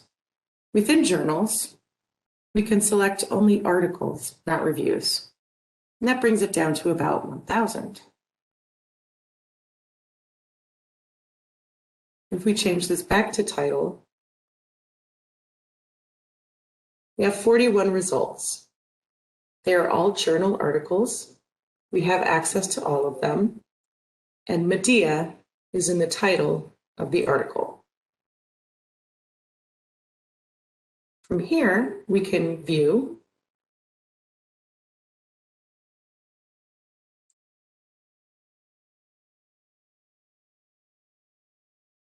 we can print and save, we can go back, we can download and view and save from this page as well. I've saved it to my Muse library. Let's look at this feature. Here's my Muse library. I can sort by date or by title.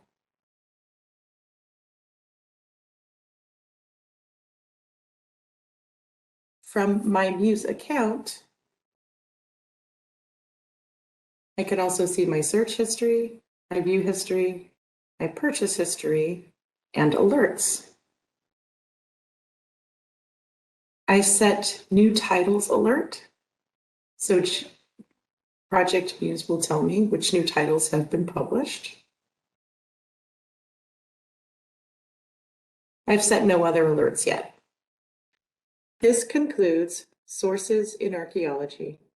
Thank you very much for your time and attention.